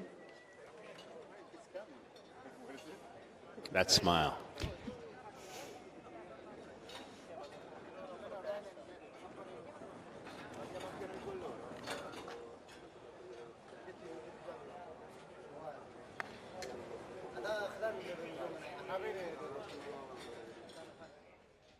There wasn't one time today that they didn't look like just a unified unit. Everybody wants a piece of this history, yes. too. Yeah. Lots of pictures being taken right now. I was there. They'll be able to look back on this moment and say I was there and I contributed. And this is really a contribution to the future. I really believe that, we'll be able to see, whether it's a year or a few years from now, look back at this moment, and they'll be able to say, we were there at that turning point. Or we contributed to the acceleration of the drive towards the 2-hour barrier, whether it is a year or 10 years. Right. Remember, some thought it would take until 2075 to achieve this barrier. And he came so close in 2017. We talked a little bit about it in the beginning of the race. The the specialty of their unique running styles amongst these three, and we'll take a look at this right now.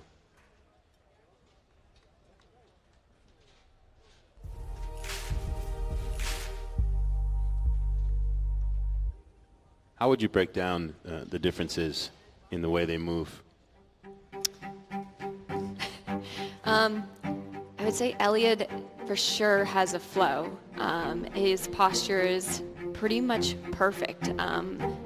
His legs are like a little sewing machine, up and down, up and down. Belisa definitely has a little bit of a turn in the upper body torso, but I think the important thing when you're analyzing athletes is what do they look like from the waist down. Paula Radcliffe, the world record holder for the women, has a different upper body kind of twist, but if you look from the waist down, she's perfect. So that's the most important component, and it's all about efficiency, and trying to change someone's form is very difficult. Whatever kind of running form is innate to them is the most efficient, in a sense. You don't try to change someone. But yeah, you can tell them apart by their running form, for sure, the three different athletes. But part of the science of this was to find three of the most economical or efficient runners. Even if their forms were different, to Shalane's point, they were very efficient as runners, not wasting energy, and then benefiting, of course, from the many different advantages that they were given, whether it's the apparel that they're wearing, or the footwear, or the pacers, or the course.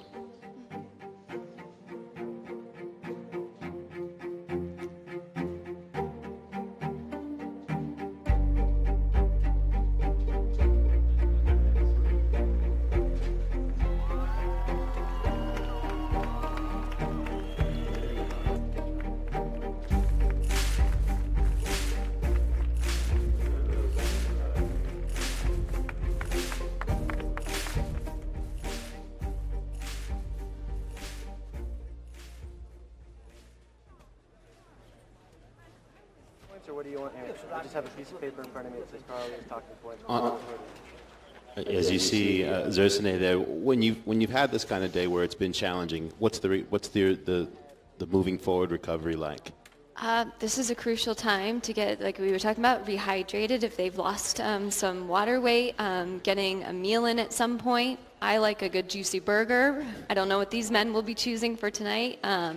But it's all about getting warm again as well. The muscles, there's been a lot of breakdown and fatigue and muscle damage. So you'll be watching these men walk around very gingerly. Stairs are a marathoner's worst nightmare. But because there was not a lot of course elevation change, they potentially will recover faster. However, it was a very fast pace, so that will do some damage to the muscles. They were in uncharted territory, and I think in Zersane's case, he'll go back and he'll evaluate how he felt, how he prepared, how he felt. He should be happy with a 4-minute improvement over his personal best, but he'll look for the things that didn't go well for him today and think about where he goes next, whether it's to the very comfortable half marathon distance where he's been dominant and is the world record holder, or does he take another shot at the marathon to see if he can take what he learned here and move to the next level, as Shalane said.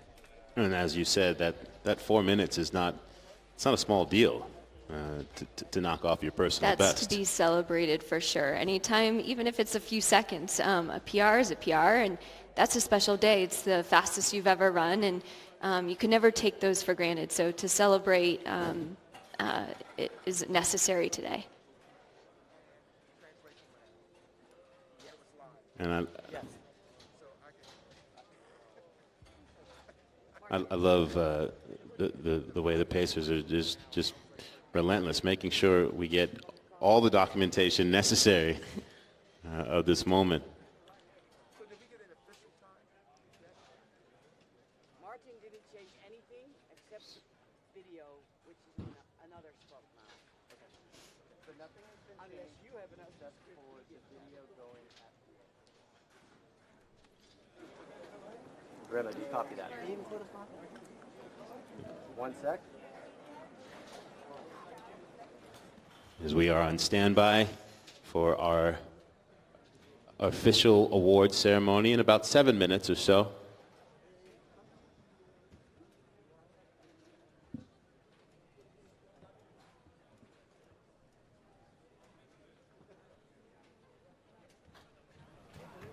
again this morning when we showed up, there was some light drizzle, and there was some rain to the south of us, and there was a little bit of a buzz around here that it might make its way north. You could see people a little bit stressed out, and as soon as that sun rose, I mean, we couldn't have asked for a better day. This is perfect running conditions, and I even think I've heard that the extra little moisture in the air from the rain is actually great for the runners. It actually a little more oxygenated, and so I can't imagine better running conditions. When I woke up this morning, I'm like, man, this is setting up to be a perfect day. Yeah, Paula was talking about that effect of the rain, and it harkens back to the 1968 Olympics when Bob Beamon had his incredible long jump, and there was a torrential downpour just before it, and many people thought that the negative ions created by the storm contributed to his breakthrough performance. And it was only a light drizzle here and wasn't of the same magnitude, but we definitely had just perfect conditions, and that's all speaks to the research that went into choosing this place at this time, and making the call to go forward with the race, maybe with a little bit of uncertainty about whether that rain would come in, and it was clearly the right call. And of course, the choice of here at Monza, you know, this perfectly flat surface, and taking advantage of this track, and the athletes not having to think about potholes and things of that nature, and really getting to try and test this technology in as controlled and close to perfect setting as possible to try and break this barrier.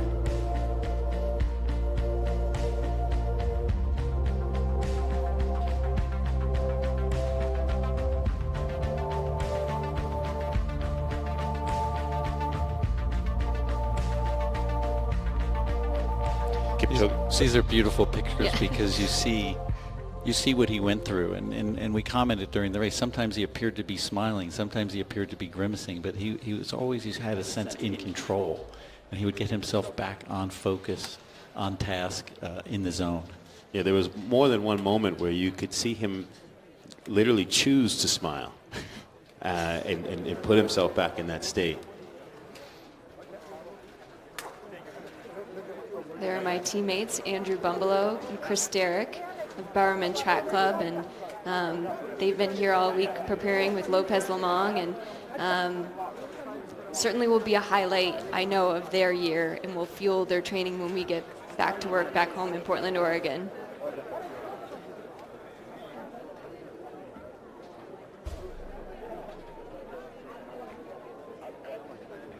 This was a very nice little workout for a lot of these men today.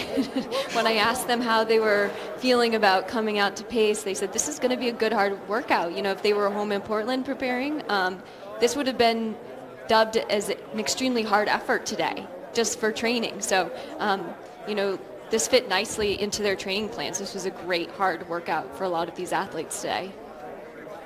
And as you look outward from the pacers and then the scientists and the doctors and so many people behind the scenes in this day that has really been planned for 2 years in trying to say what happens if we apply the science to the best athletes in the world and give them a shot at breaking this barrier.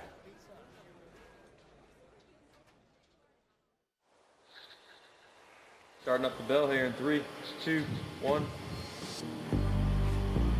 Here we go. Wind is the obstacle. Anytime you're having to move through air, the body has to overcome that air resistance.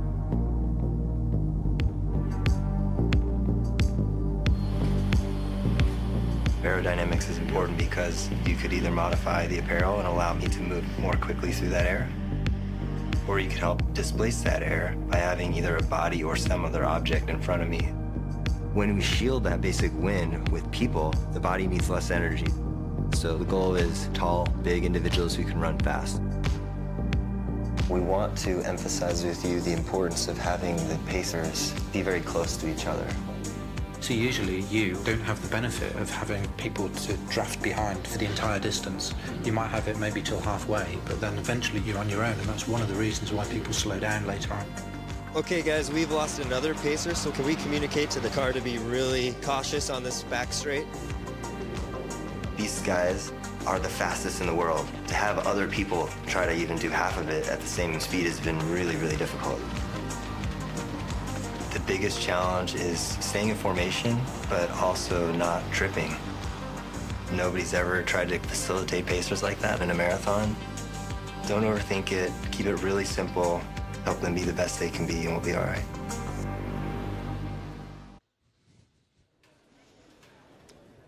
And we got to see that applied in its full form today, challenging the aerodynamics as we are on standby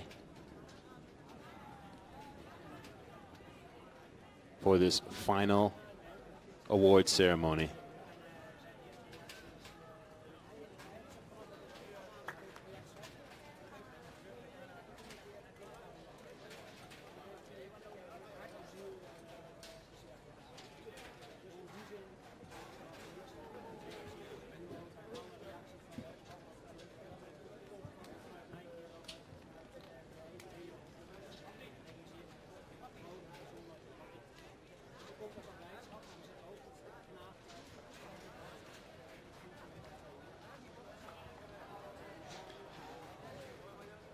And we talked about his incredible career in the sport of track and field, first seeing his current coach, Patrick Sang, running in the T fields, as he said, when he was a little boy of 8 years old, and watching the man who became his mentor and guide through his career go on to win a silver medal in the 1992 Olympics, silver medals in world championships in the steeplechase, took him under his wing, gave him equipment that allowed him to start progressing through the sport.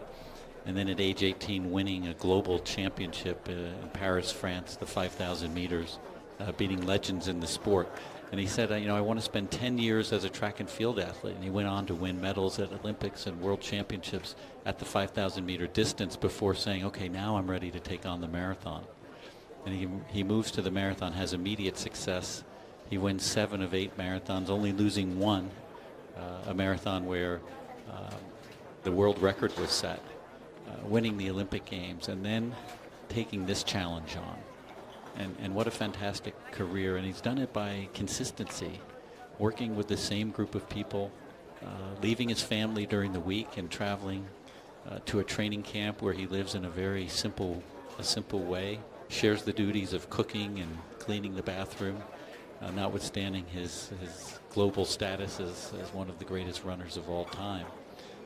And then embracing this challenge and going so close to breaking that barrier. But I think, as Shalane said really well, inspiring now whole new generations of runners. Well, we are going to honor this day, this really historical day. And who better than to make the awards presentation than someone who has broken all sorts of barriers, the one and only 9-time Olympic gold medalist, Carl Lewis, for the presentation. Hello, athletes. Well, first of all, it's a pleasure to be here. I'm so excited because there's so few times in life when you can be a part of history. And today was history. 63 years ago, Roger Bannister broke the 4-minute mile. And when he went out to do that, people said it couldn't be done. It could never happen. But he actually was a visionary, and he made it happen. So a couple of years ago, all these athletes decided to be visionaries. They said, we want to try to go for something that no one's ever even thought of. Not just tried or done, but no one's even thought of. So we're just so excited that they took it beyond anything that any human being could have ever imagined. Nike always says that everyone's an athlete. So today, we saw the greatest marathon of every athlete on earth, 7 billion people.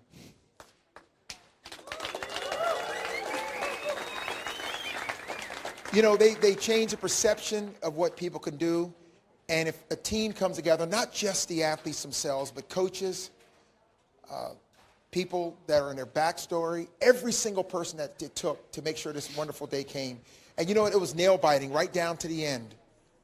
And we were just so close because we were going to try to break the 2 2-hour marathon. I almost said minute because I only think in seconds.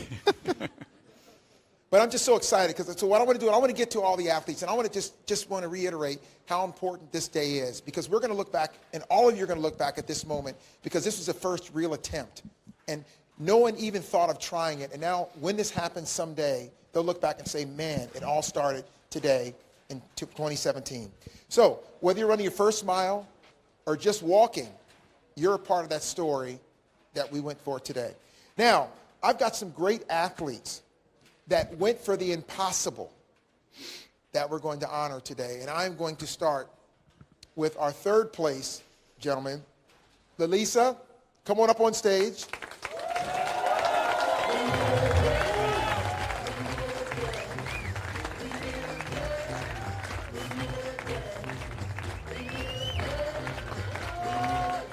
Okay. Now, let me tell you something. Keep it going because he can take his time. He just ran for 2 hours. We are on your schedule. There we go. There we go. Hey, I'm not seeing y'all in it. What are we doing over here? Come on.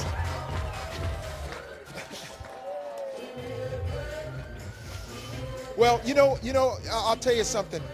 So while we're waiting on Lalisa to come up, when Elliott went into his last lap and it was so close, everyone was sitting here saying, is he going to be able to kick at the end, or what's he going to do, or how is he feeling? I was sitting back saying, drop your arms and stroke. It's time to stroke now. Because it was so exciting. But when you have a race like this, isn't it amazing how you can go for 2 hours and it's just chilling for 2 hours waiting for an inevitable? Because, me being a sprinter, I used to run down the track in just 10 seconds. And I would try to figure out, how can I just get 1/100th of a second or 1/10th of a second to win a race? And then when the race is over, I would go back and I'd say, what did I do if I didn't win it or I didn't run my time? What did I do? Where did I make that one mistake? And it was only over 10 seconds or less. They had 2 hours to think, well, what was that step wrong? Or what did I do at this point?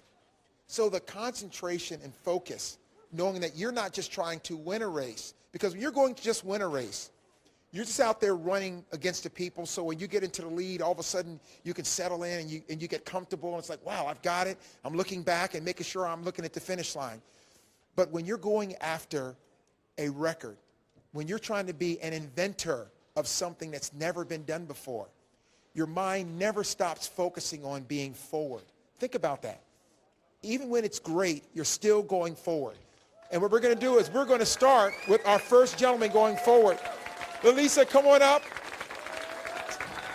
Yeah, up here. Yep. Here, take the steps up here.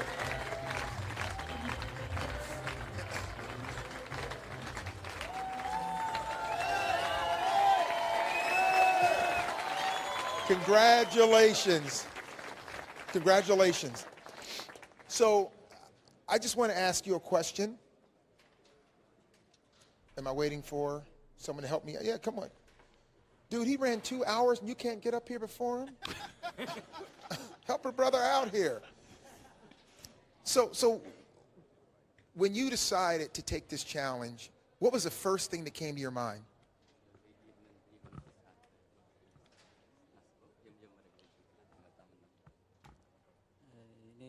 ሮጣለሁ ብዬ አስቤ ነበር ግን ለጃንዋሪ ፌብሩዋሪ ላይ ህመም ስለተሰማኝ በጣም አልሰራም ታምሜ ነበር ከዛ በኋላ ነው ቢልዲንግ እያደረኩ አሁን እየመጣሁ ነው አሁን ጥሩ ላይ እየመጣ ነበር ግን አልበቃኝም እየሰራሁ Okay, could you translate? Yeah. I was not feeling very well back in January and February, so probably I have always thought that I wanted to do this race. However, due to less training, it ended up what it has today. Well, you were the youngest, right? You were the youngest athlete competing today. What is that like based on lack of experience, but you've also had a lot of success? አንተ ወጣት ነህ አንተ ነው ከሌሎቹ ያነሰ ልጅ እና የምታደርገውን ነገር አድርገሃል አቅምህን የሚፈቅደው ማለት ነው ስለዚህ ሌላ ተሞክሮ የለኝም ስላልበቃህ ሊሆን ይችላል አይደለም እኔ እንደነገርኩ ባይታመም ኑሮ የሁለት ወር እኔ እርግጠኛ ነኝ ጥሩ ሩጫ ሮጣለሁ ብለ አስባለሁ ከዚህ የተባለው ሰዓት ሮጣለሁ ብለ አስባለሁ እንጂ ተስፋ የሚቆርጥ አይደለም ይሄ ትምህርት ነው ለኔ የታመመ ሰው ይድናል ከዳንኩ በኋላ ወደፊት ጥሩ ይሰራለሁ ብለ አስባለሁ ሰው የሮጤ አይቻለሁ እኔስ ከዚህ ሮጣለሁ ብዬ አስባለሁ ወደፊት ሰርቼ I have achieved what I can due to the circumstances of my 2 months illness. It would probably have an impact on the result. However, I am still positive that I could do much more than what I have done today. All right, well, congratulations.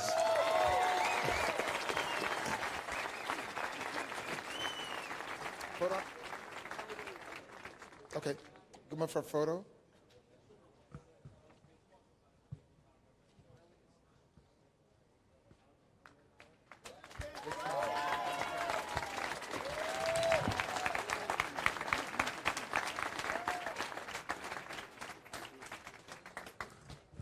Okay, we're not finished. We're just getting started. So next, we are going to bring up Zerzaneh.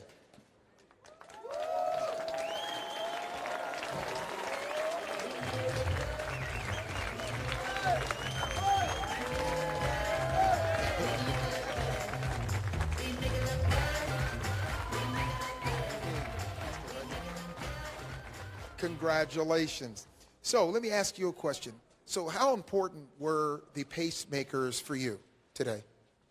Yeah, I would like to, first I would like to thank you for Nike, for the support for the people. And the pacemakers, they are help us a lot. Say thank you. And that is the most, even the scientists, even the most important is the Kipchoge. He run, he's very fast. He's broke the world record. I'm very happy for this because we are hard together in the pace. So actually, I'm very happy. Even for the future, we are learning. So I'm very happy. Okay, good. So let me ask you, what did you learn? What did you learn out of this whole experience? I mean, the last few months and preparing for this, that's going to make you a better athlete in the future.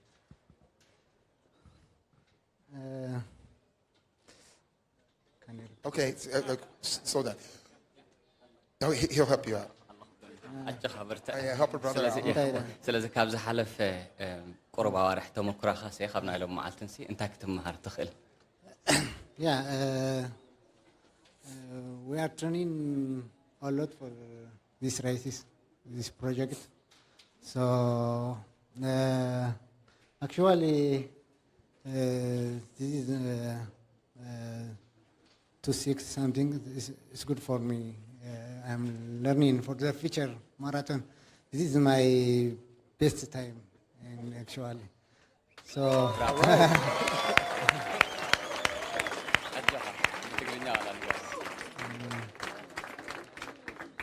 Okay. Well, great. Congratulations. Let's get our shot.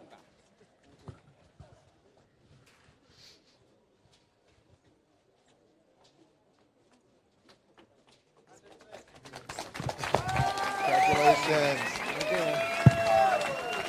So guess what? We had a chilling finish, a blistering pace, and it's amazing for someone like myself to watch the speed and the tempo of the running for such a long period of time. And it was so riveting in here watching this saying, I think we're going to get it. I think we're going to get it. It was so close. But guess what we did get?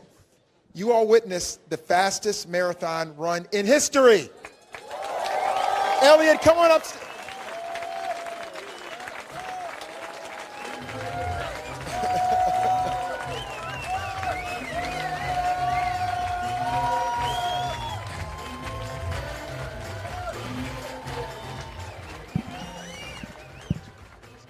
Okay, when we saw your video, you said, I want to win. You said in your video, I want to win. And you looked like you were determined from day one. You were focused, and you were there, and it was close all the way to the end. Just a few seconds. So how do you feel about your race? You tell me how you felt about your race. This journey has been really a long journey. It has been 7 months. But with the race, I feel good. But the third week, I didn't actually get the tackle. But I am a happy man to run a marathon in 2 hours. So I think that the world now is just 25 seconds away.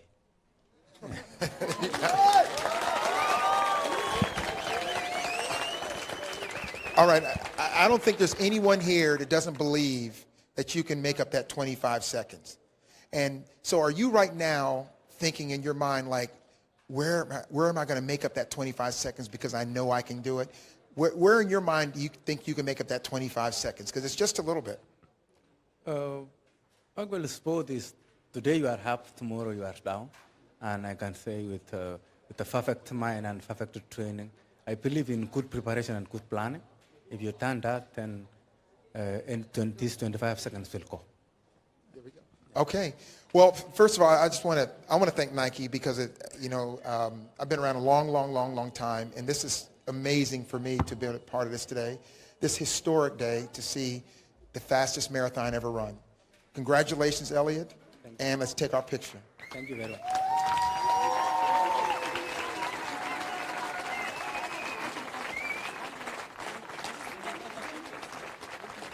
Okay, give him a round of applause again.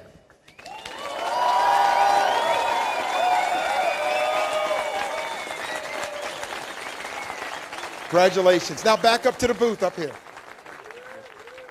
The fastest marathon ever run. And you heard the fastest marathon ever run, and you heard Eliud Kipchoge say, with perfect training and preparation, those 25 seconds will be gone. I agree. He said what I loved the most was it wasn't about him. Actually, he said the world is 25 seconds away, which is just very meaningful to me. It's not just about him. It's about inspiring the world. It pulled the whole event together, I think, that comment that it was about it's about where the world is. The world now sees that it's only 25 seconds away. And again, let's pay homage to what you started with. 2.5 minutes faster than a man has ever run the marathon before. We saw that today. It was a special day, truly an honor to get to be a part of it with you guys, and for all of you at home that chose to tune in from around the world to witness this history so close to breaking 2. We've turned the corner. I believe that we'll see this in our lifetimes, but this was really something special. I think there are athletes sitting at home and around the world, and they are inspired now. I think it's going to be done. Yeah, as you said earlier, what's your 2-hour mark? In whatever it is in life, what is that barrier that you would like to break? From Monza, my name is Sal Masekela. On behalf of our entire crew, thank you for tuning in to Breaking 2.